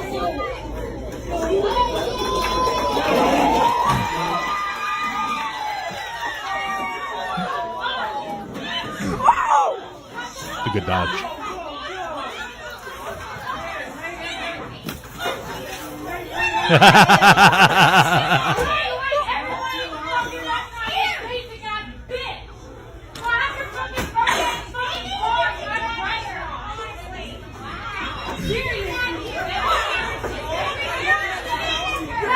I like how he sat down very properly, like he tucked himself in, you know? Pussy. Why? Pussy. Why do you think he's a pussy? Because he's fucking engaging in the food throwing and shit. Yeah. I could see you doing the food throwing. Oh, absolutely not. I would beat this bitch's ass. You haven't seen this before? I would beat her ass. This video makes me so angry. Why? They're celebrating a fucking birthday. I thought, here's She's getting irritated about it being loud. Go home. Well, here's my thing. I feel like if it was us, we would be annoyed that they were being so loud. Yeah, but I'm not gonna stand up and yell at you. I might be like talk to the fucking waiter. Listen, Yeah, you're ask to being move really tables. loud. Like, this is annoying, and I'm sorry, but like, can we please? Yeah. Fair enough. I'm not gonna fair stand enough, up fair and enough. yell and then throw my drink. Yeah, true. True And that's that. why I'm saying I would beat her ass if I got a drink thrown at me. You would dive in over. True, that's true. That's true. I'd be over that divider. And I thought you would have been the one that would have been throwing the drinks. Be like, shut the fuck up. Although you wouldn't not. throw a drink. You would just. It's situationally. They're celebrating a birthday. If somebody's being like drunk and stupid, yeah, I'm gonna be in their face and telling them to shut the fuck up. True. But they're Fair. having like a birthday party. Woo! A birthday party. I think I have to poop. I think the story is that they paid their bill already, and that's why they're doing that.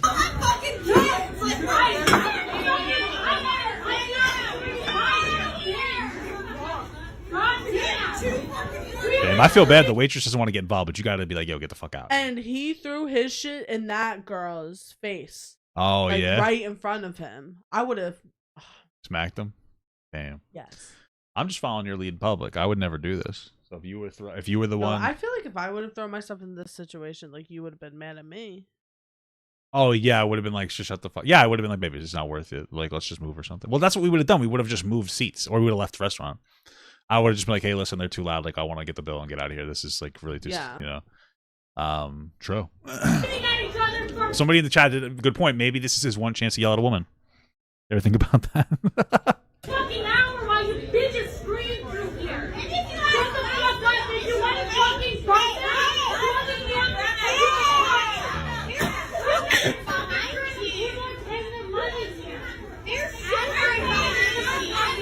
You know what would have been so much funnier if the What? whole group just started laughing at her, like, look how mad she is. That would have been funny. Yeah, you're right. Just get out. Oh my god. Bro, where's the manager?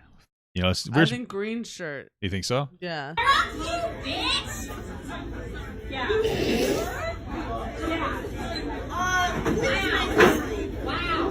They didn't even drink the whole drink. Look at it. You see this drink right here? They didn't even drink the whole Yeah, drink. and they threw another drink. What the fuck are you doing? Damn, they bought those just to throw them. Probably, honestly. Hopefully you guys don't jump back and next time.